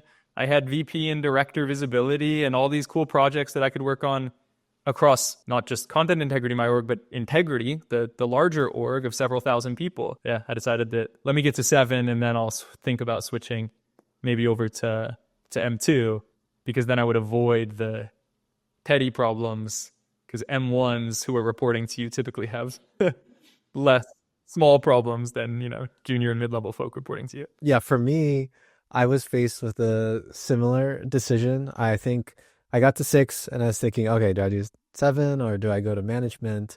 And my manager told me, and he was absolutely right in that, he said, if you stay as an IC, there's a path for IC7. I can see it. It's not that ambiguous. It's a continuation of your existing role, and we need it. If you become a manager, it's a lot more based on opportunity. And I just don't know. Like you may get promoted, you may not. Like there's just not a whole lot of deterministic control in your promo. That being said, I went to management anyways because... But you stayed at IC6 for a bit, right? You didn't immediately make the change. For a bit, not immediately, but I also, after some time, I switched to TLM, which was still kind of, IC for a bit, and I had a small team of maybe a few people, maybe 4 or 5, and something like that. Maybe for people who don't know, define TLM. Yeah, TLM is a tech lead manager, which is a role that some companies have where you are...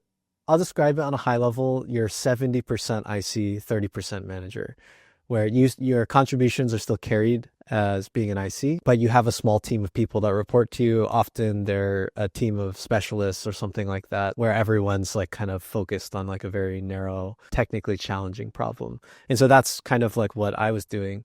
And then I told my manager that, I kind of want to grow more as a manager, and eventually pivoted a little more into a org leader, which is just a traditional manager. But yeah, I switched to manager. Well, one, because my intrinsic desire was, let's learn this new set of behaviors. I feel like this will be cool, learn a lot. But the other thing is, I felt like if I grew to IC7, I would become a snowflake, or like I become this very unique tool for very, very big companies.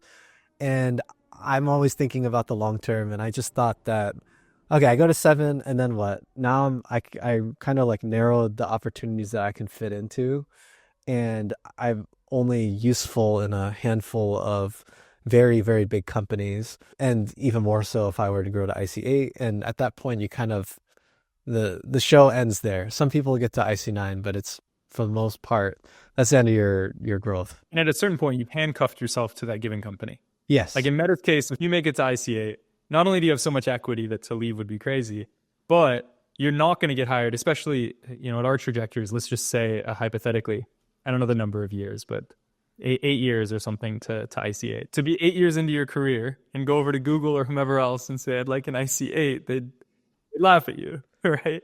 So, and you wouldn't want to go take the huge decrease in pay and lose all that equity. So you're just like, you're kind of stuck as an IC8 at Meta forever. Yep, definitely. And because a lot of your impact is coming from your credibility within this org.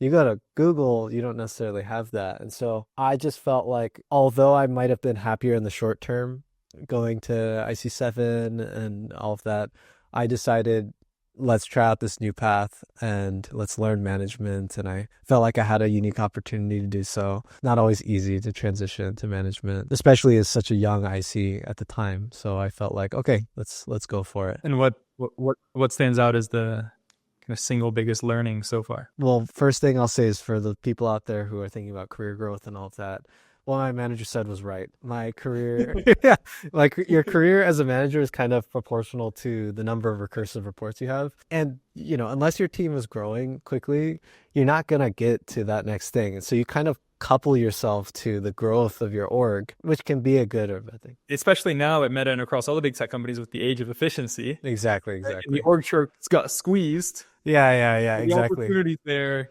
5 years ago, the trees were just growing and growing and growing. Yep. Exactly. Suffocate. So I've gotten very lucky in my career. I could say this is me giving back a little bit. I switched to management at the time where it was maybe an unlucky time to do so. But yeah, other than that, I mean, a lot of the things that you hear stereotypically are also true. I think what you mentioned about dealing with people problems, like a lot of the, I guess, SEVs or like major incidents that I think about now are this person is, you know, has some issue with that team and he's unhappy or something like that. And then another interesting thing is your work hours become like a solid block of meetings from like 9 to 5. As a tech lead or as an IC, I would, you know, have like fragmented meetings along the day, and then I would work like kind of later into the night on my IC stuff. So maybe I worked a larger number of total hours, but I had more flexibility and control. As a manager, it's just, you know, you log in, you attend those meetings, you log out, because I can't really do a whole lot without people. And so I kind of, you know, it's not like I can just grind into the night, get things done. So, and if you are doing that, you're filling out performance reviews or something, which isn't exactly fun to be doing late. Yeah, that's coming up soon. Performance review season. Chore. So. That's the chore. That's definitely maybe the grindiest time of my careers is when there's performance reviews. You just nonstop meetings all day, writing all night, meetings all day, writing all night. Yeah, so there's the manager. I don't envy you, sir. Yeah, I'll say being an IC does give you that flexibility that makes life a little more, you have more control of your own stuff. Okay, so you got to staff and then you left. What made you want to leave Meta? So I stayed for another little over a year and a half, which felt significant. Like I feel like, I mean, almost half of my time, not quite, but a third of my time was spent there. And like the team continued to grow, was doing all of that cross-org stuff that I had mentioned. As I said, the team split into two. A new manager had come in. That was a really cool relationship because he came in and immediately it was like, you know, and he said this in his quotes, like, this is your team. I'm not here to take it. You know, you and I are partners. Let's figure out how we can grow this and do all of this together. And that was like a really cool opportunity where I saw more of that management angle in particular. And we were shooting for 7. Like I really wanted to continue at this point, the 1 half, 2 half, 3 halves, and then now 4 halves. Right. 7. Right. And that was like our plan. You know, we were going to try to go up for it. And who knows if we'd come up just shy or not, you know, and if we did, we'd go the next half. So I thought that was going to be it. Like you make a ton of money at 7, life's great. You make a ton of money, of course, at 6 and all these things. That's what I thought the path was. But that first manager, who I have mentioned a number of times now, who I massively respected, had the biggest influence in my career, most brilliant person I've ever worked with, respected infinitely. He started messaging me. He had moved to a different team at this point. He was in M2 elsewhere. And this was when Web3 was becoming all the rage. A little Which funny is crypto, now, right? Yeah, exactly. So people who bought into it as I did at the time, this was like, and it may still happen, but like the next iteration of the internet, a decentralized, better internet, right? With all of the benefits that come from it. And so in college, I really liked crypto. Eamon Goon-Searer was the advisor of our hacking club. I was also a TA for him, and he's really influential in the crypto community. He's the current CEO and founder of Avalanche, one of the larger blockchains as well now. And at the time, he was working a lot on Bitcoin and other similar projects, and he had research assistants in there working on it. So I was kind of privy to all of that. I was excited by it. I was close to him while he was doing it. I was investing, all of those things. And so when I joined Meta, I was like kind of the crypto guy.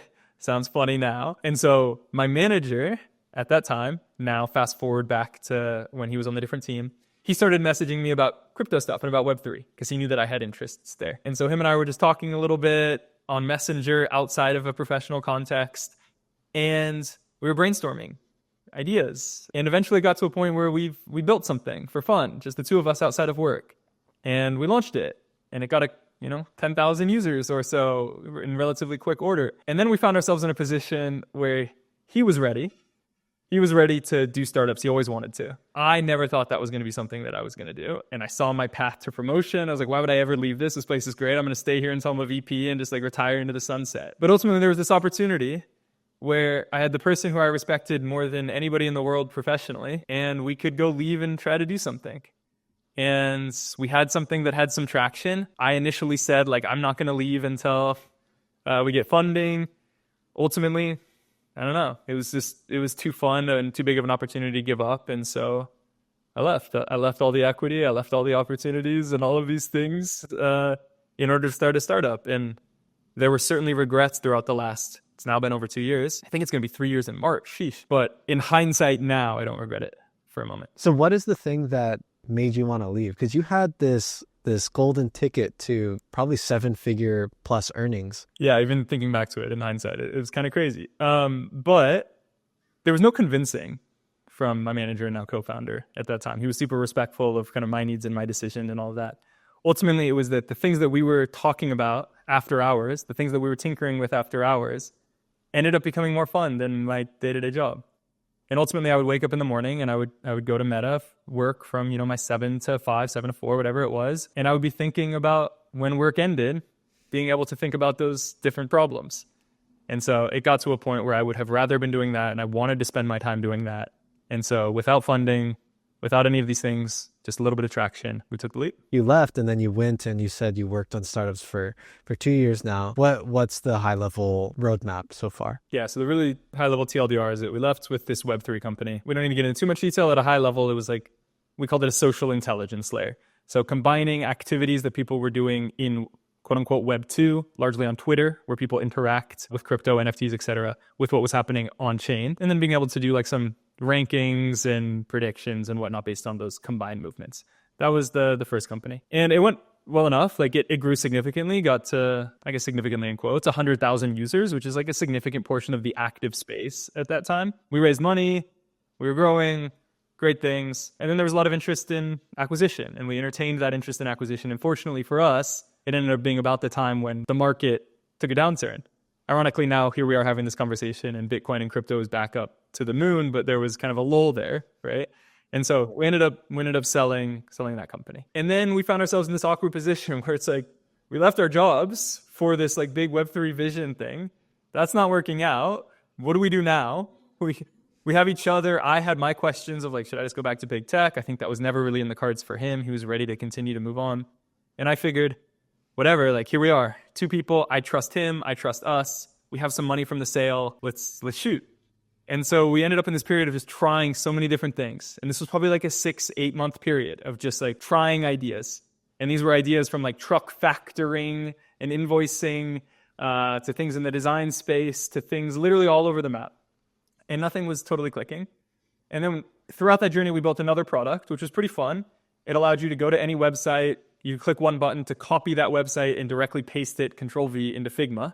And you would have fully editable Figma frames that you can move around and edit and whatnot. So a great tool for designers to be able to do that. And this was cool. There's a lot of technical sophistication to it. We had to reverse engineer, and my co-founder, to his credit, did the majority of this reverse engineering, the ability to paste things in the first place, because that was encrypted. And so that was hugely valuable, and there were other companies in the space that wanted that technology. And so after only a couple of months, they came knocking on the door, and they ended up buying that technology. Call it 2 acquisitions, hand wavy, a little bit loose. And then we find ourselves in that same position again. Okay, we have a little bit more money now in each other, but no ideas. And we tried a bunch more things. And ultimately what we wanted to do was like, let's just do something that A, we know really, really well, and B, that we're passionate about. And ultimately what that was interviewing and hiring and helping candidates prepare for interviews. And so this is like now the beginning of kind of Chat GPT wave. And so we're like, can we make AI mock interviews? Like, why do people have to practice with a human? Why can't they just practice with an AI? Let's make this good. And so we tried, and it wasn't very good. Some people paid for it, but not many. And so we started to do in-person mock interviews in order to get training data. And we would do these for free with our paying users in order to get training data. And after every single one of them, they would look at us and they would be like, please let me pay you to do more of that. Like, that was huge for me. And we would say, no, we're not an in-person mock interview business. That's crazy. Like, we're technologists. We're building cool AI mock interviews, whatever. And then eventually, after the 24th person has asked that, you learn as a startup founder that you have to do what people are willing to pay for. And so we put on the side of the website in small in-person mock interviews, and big was AI interviews. And then quickly, it was just Stefan and I. That's my co-founder's name. It was just Stefan and I, and we were booked like 3, 4, 5, soon 6, 7 mocks a day. And we were like, oh, smokes. People want this, and people want to pay for this. And so that continued to grow. TLDR, Hello Interview is the current company. We do in-person mock interviews with current senior engineers and managers from your target company, as well as now we've brought back some of the AI guided learning stuff in a much improved capacity that people are really enjoying, as well as a lot of free and paid resources, from an educational perspective, content. So when you look back on your stint in startups or your current leg in startups, from a financial perspective, did you out earn what you would have earned in big tech? Because that No. Okay. Not yet anyway. I mean, there's time still yet, right? But Right. No, not yet. But what I will say, and this might have been your next question, but I'll beat you to the punch. It's been far worth it. The value in terms of the monetary compensation has not equated yet. Certainly not. But the value in terms of experiences and purely technical knowledge has far outpaced that of what I would have learned at Meta. And so when I think about my projected earnings over the lifetime of my career, I think that my projected earnings will be significantly higher than if I had even stayed and gone to 7, 8, etc. And the reason for this is that now I've learned a ton of things that I otherwise wouldn't have known. I've learned how to learn, and I've learned all sorts of these skills outside of technology about how to build a company. And these things are invaluable. It hasn't gotten there yet. It's also ways to go until it gets there. But I'm optimistic that kind of the compensation will catch up to the value of increased learning. When you mention the stuff that you don't learn in big tech, that you only learn in startups that are going to pay dividends, can you talk a little bit about that? Yeah, totally. This is one that I'm pretty passionate about. So this is at least true in my experience. This doesn't extrapolate to everybody, of course. But like in starting startups, I realized that I was an idiot. Like I left big tech with a relative ego, all these fast promotions. I'm the man. I'm good on my team. My team grown, 16 people, leading all these cool things, whatever. And I leave all of that to realize I don't know a damn thing. At Meta, you work on the narrowest. Not only had I not really coded significantly in a year and a half at this point, because it was mostly ideation and leadership at this point, but to the extent that I was coding and I was the quote unquote code machine, it was narrowly on this small thing. And so I work on my small thing and then I hit go. And then within 6 hours, that is affecting 3 billion people and every single post that comes into Facebook, right? But I didn't figure out how to make that happen. I figured out how to do my little thing, but everyone else did everything else around me. And so like I had never set up a simple caching layer. I'd never configured my own database. I had never stood up my own, I suppose I had done some of these things at a small capacity in college, but by and large. And now I have to do it. We have to do it, right? Stefan and I. And so at first, like it was super humbling. It was like, crap, this is really hard. I don't know any of this. And like we're doing a lot of front-end stuff. I'd never written a line of front-end code. And I have to learn all of a sudden at the time, like we were slinging raw jQuery. We've now evolved and are, using React. But like I didn't know any of these things. And it was incredibly stressful. It was incredibly overwhelming. And now here I am on the other side of it. And I feel like I now have practical skills. You can drop me into any situation and I can figure it out. I can go to any other big tech company. I can go to any other startup. I can do whatever else. And like I have the experiences that are transferable. To our point about the IC8 at Meta not being particularly transferable, I think that's exactly the point here. I've heard a very similar opinion from most people that go to startups. I've only heard one person that told me that they felt like the technical learning was not as fast at a startup because they felt like the problems that they were dealing with were smaller trivial, like just setting things up, you're going through tutorials, getting the database up. That's a solved problem that at Meta, and it's a good thing that it's a solved problem, because the fun and the deeply technical stuff is when you kind of are digging into the specialist problems that are on the higher level. I think probably the right thing is to do it in the inverse order than I did it. Oh, so start at a startup and then go into big tech. I wouldn't recommend that for someone from a career perspective, but I would recommend it from a learning perspective, because then you get the breadth. You understand how to do all of these things. And then the optimizations that you're doing in big tech are within context. And I think that would be valuable. I think, to generalize it, I think big tech absolutely gets you the depth, and startups absolutely get you the breadth. You got to do everything, even outside of the technical. You got to do all this random stuff that you might not. And maybe the last point there is that what I wish I had done while I was at Meta is been a bit more inquisitive about how things worked. And so it was easy to focus on my day job. And the reality is, like, you only have so much time in the day. So I don't know if I would have been able to pull this off, but like Tao, Facebook's caching layer, to those who aren't familiar, like, I used it every day as an abstraction, right? I called into it every single day via many layers of abstraction, but didn't care to or know significantly about how it actually worked. That's not what I worked on, and it didn't matter to me. In hindsight, maybe even out of hours, I wish I had been a bit more inquisitive there. Like, Facebook publishes all of these different blogs, and now that I do so much time, learning system design, both to teach it for our YouTube channel, for the content that we write, I read all of these blogs now, and I wish I had done some of that while I was actually at Meta. Yeah, I mean, curiosity is probably the biggest tool for actually driving learning, technical learning. So totally agree with that. And so for someone let's say someone's a big tech engineer at one of these big companies, and they're thinking about one day they'd like to try to start up, but they are kind of thinking, what do they need to see to actually think that, okay, now is the time, and now it's a good time to go to a startup? What advice would you have for them? This is super hard. I wrote a post 2 years ago or so, and I posted it on Blind, and it got like a decent amount of attention. And it was basically convincing big tech employees that like they should leave and start a startup or join a startup. And it was through the lens, it had good intentions from what you and I are discussing now. Like, you're going to learn more. Here was my experience. Now, rightfully so, I got ripped to shreds in the comments of the post. Blind is an aggressive place, first of all, but it was because, I struck a nerve with many people, and I was insensitive to the fortunate situation that I had, which is that I was financially secure. And I didn't have a family that I was supporting, and like, I could afford to take this risk and not get paid for a while, and it was going to be okay. So I recognize most people aren't in that situation. And so the reality is, only you know what makes sense for you financially. If you're purely optimizing for your own learning, your own technical learning, and your own improvements from a technical perspective, and I think beyond a technical perspective, then I would do it as soon as you can. If you're brand new to your career, I'd probably wait until you're at least a senior engineer. Like, go up the ranks of big tech if you're new to it, and then consider making the switch. I wouldn't do it before that. But you're going to learn a significant degree more somewhere else, is what I think. You're going to learn a lot about how organizations work at big tech. That's important. You're going to learn a lot about people skills, and you will, of course, learn things technically, but you'll learn more somewhere else.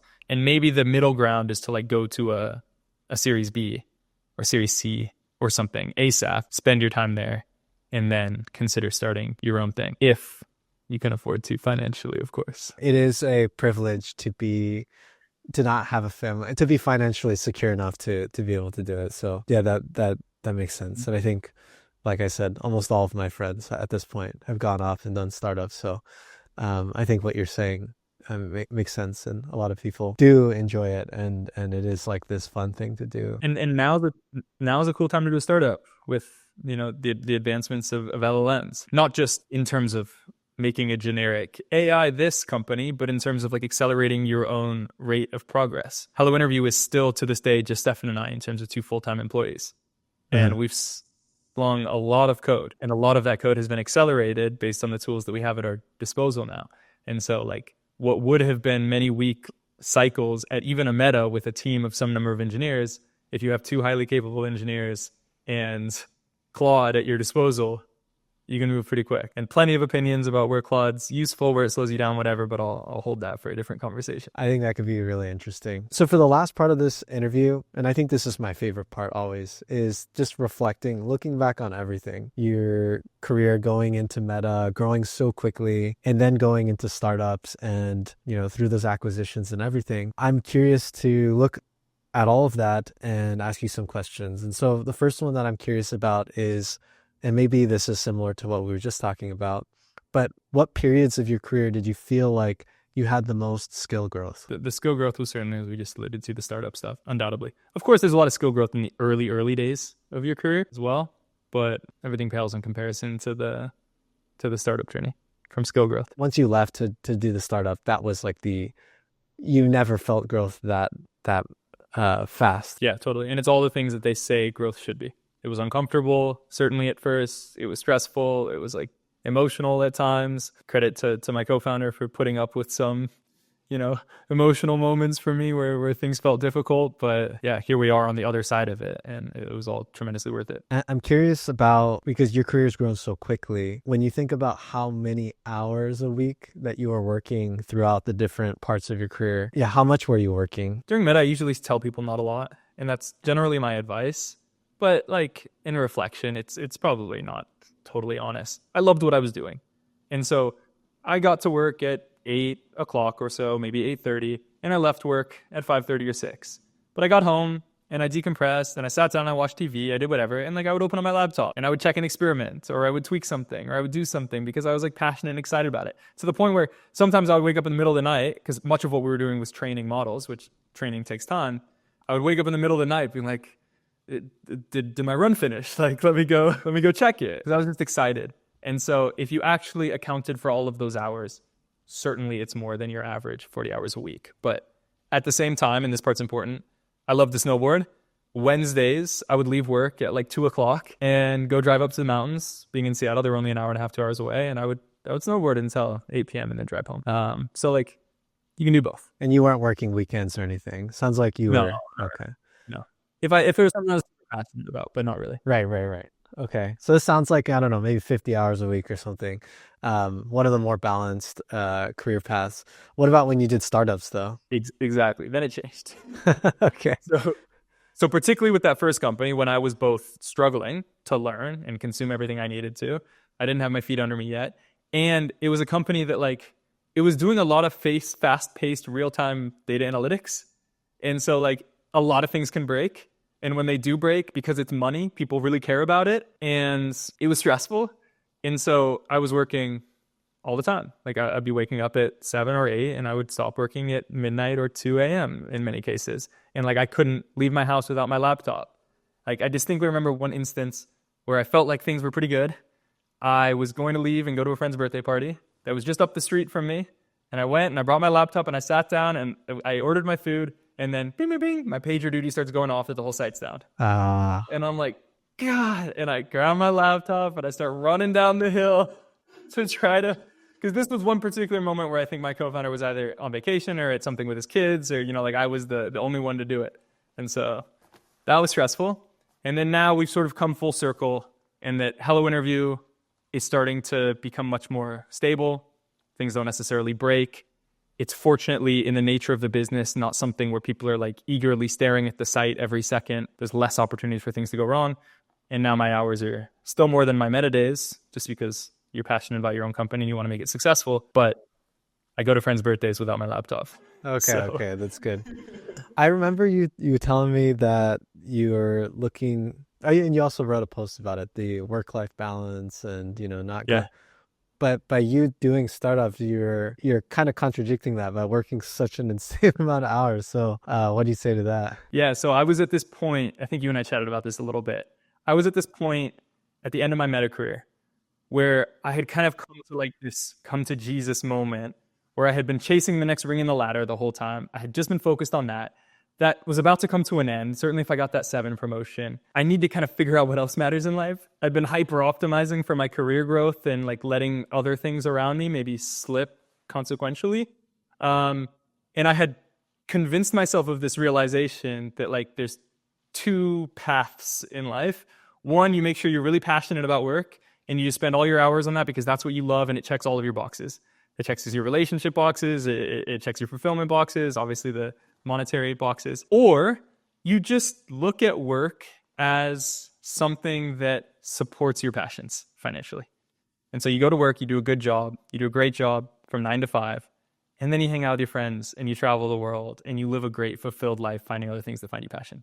And so I was excited to go for option B, and I thought that's what I was transitioning to after hopefully a 7 promotion. And yeah, here I am. So be it. Things went in a different direction. I think that I might be able to pull back out option B in a handful of years down the line. At least I'm still in option A where I'm passionate and excited about what I do and helping people. And, that's fantastic. You mentioned earlier, I think a while ago, when you were talking about starting a startup, you talked a little bit about regrets. Is there anything, when you look back on your career, what's the biggest regret that you have? Something that others could learn from, potentially? Yeah, I think that my biggest regret would be not slowing down. And I took shortcuts, and I still have a tendency to do this sometimes now, although I push myself to be much better here for what it's worth. But you need to understand how things work. And so there are certain approaches that you can take in order to accomplish the task through iteration, and you'll get there. But once it works, you might move on. Alternatively, you get there, and then you're inquisitive about why it actually worked. And I think that this is just a much more sustainable foundation. And so at Meta, it was easy to kind of experiment, see numbers go up. I was in a very quantitative kind of field or team where we had metrics, and those metrics would go up or they would not go up. And if they went up, success. And you generally have an idea for why, but I wasn't as inquisitive as I could have been about what the actual underlying, particularly technical cause. And then the same was true in the early days of startups because I didn't feel like I had the time. I was learning so much and I was trying to just get my feet under me and I was trying to move that once I got it to work, it was okay, that works now, next thing. And then now, only within the last year, I feel like I've been able to make that transition, kind of recognize that as an issue. And I have more time now. Now I'm back to that, I can do, my work in 70% of the time and I have a 30% of my time to dedicate to something else. And now that it's not about career growth, that 30% can go to actually learning and understanding. And so this is a combination of reading the engineering blogs from other companies that are coming out, me being inquisitive about underlying kind of libraries or platforms that we're using, how they work, why they work, how they were built. And I think this is a valid and important shift in the way that I think about technology. Got it. So taking the time to, rather than just pure impact machine, launch something onto the next thing, launch something on the next thing, you wish that you took the time to deeply understand things after things are launched too, just for the sake of your own technical growth, which has long-term benefits. Exactly. And I think that for all of the great things about Meta that you and I have talked about now, that was probably the negative culturally, is that it encouraged this culture of just ship it and run and keep going, impact, impact, impact, impact. And so I didn't need to ask those questions of how does Tao actually work? This thing that I use every day, right? Because it didn't matter to me. But in terms of my growth as an engineer, it would have been fantastic if I understood that. And it would have been fantastic if I could then ask the engineers who were working on it questions as they were coming up. And that's something that I regret not doing. Yeah, the cultural, I guess the other thing is move fast and break things. So yeah, that's also kind of... I was good at that. yeah. Breaking things too.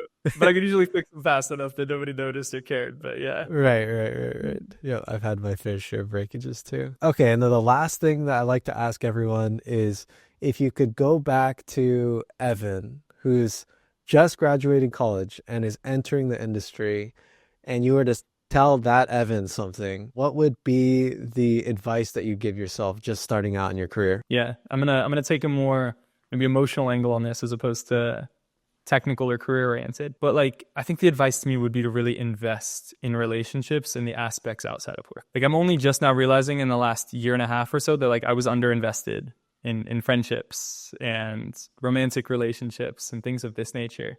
And it was largely because I was putting so much effort into work, even if it wasn't in hours wise, that's where my optimizations were. And you realize that you spend all this time road mapping, goaling, checking in with yourself about your career progression.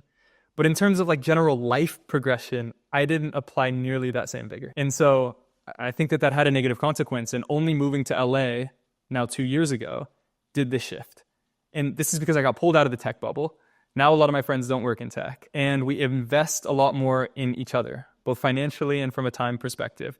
And I have found that my life is so much more fulfilled because of this. And so work continues to be a focus. It continues to grow. Things are great there. But now like I have all these people that I can rely on. And like I'm moving apartments right now. And I have any number of people that I can call to help me move. And these small things are like, you know, like I said, it's a bit sentimental, but they're really what matter in life, more so than your quick career progression. So I wish I had learned to more fairly allocate time between those two and effort. So if you could go back and grow slower, yet retain more relationships and have done more outside of work, would you make that change looking back now that you know how things went? If I was given that binary choice, I think I would, but I don't think that would have been the choice. I had more than enough time. I just didn't do it. It just like, it wasn't something that I was investing enough in. And I just like didn't understand the importance of it until I got a little bit older and wiser in age. So to anybody else, I think you can absolutely do both. Hindsight, if I had to make the binary decision, of course, your relationships matter more than anything else in the world. So I would optimize for those as opposed to career growth. Makes sense. Okay, well, that's all the questions that I had, Evan. I really enjoyed this conversation. I loved how it had some back and forth and we could kind of both go over our fast progressions to Meta and show everyone, you know, what they might be able to learn from that. So with that being said, you know, this is an opportunity to plug anything you'd like to. Do you want to shout out anything? Yeah, totally. Well, first off, likewise, this was a super, super fun conversation. I can't actually believe, looking at the time, how quickly we moved through it because, you know, certainly having a lot of fun chatting with you. In terms of plugs, yeah, absolutely. HelloInterview.com. That's the current startup. That's the current company. If you are preparing for software engineering interviews, you should absolutely check us out. We have everything from if you want just free resources to learn. And of course, I'm biased, but we've heard over and over again from the community that these are some of the best free resources that exist on the internet, to if you want kind of self-guided practice, we've got you covered there. And then all the way, of course, to the mock interviews. And we go through extreme lengths to make sure that we only hire the absolute best coaches. We make sure that if anybody drops below kind of our bar of expectations from a coach, that we part ways and we move on to another coach that can perform at the level required for our candidates to succeed. And so we hear a lot of great feedback. Check it out. Would love to be able to help you prepare for your interviews as well. And maybe the last thing there, since I'm assuming you're viewing this on YouTube, you can also YouTube search for Hello Interview. We have a YouTube channel. It's largely me talking about interviews and breaking down common system design problems. So you can see how I think through these problems. Give that a watch too. Everything on there, of course, is completely free. Yeah, and I'll be putting links to everything in the description, the show notes, so you can take a look at that. And yeah, the last thing I'd add, by the way, about Hello Interview, just to give you some unbiased feedback, I can tell you a story that one of my roommates was recently interviewing, and he didn't know that I've been talking to Evan and anything. He's just been talking to me unbiasedly about mock interview services and what the resources are in terms of system design. And he tried Interview.io and it was okay. And then he didn't have super great results in one of his first rounds. So he had to reevaluate everything. And then he found Hello Interview, and I remember specifically, he credited the free resources. He said that was really helpful for him to learn because he had read some other book on system design, was not super helpful. Also, he was overconfident when it came to system design because he felt like, oh, I'm a senior engineer and I've been designing systems at work. But actually, the interview process is this contrived thing that you need to study specifically, and Hello Interview's free resources as well as doing mocks themselves were the critical thing that actually like helped my roommate a lot. So although I haven't used the interview service, I would say this is like a very strong recommendation that I could personally recommend because someone I trust had such a good review with it. Yeah, I recommend you take a look at Hello Interview. Shout out your friend. That's awesome. Yeah, appreciate that. Cool. All right. Well, thanks so much, Evan. Yeah, that's all we got.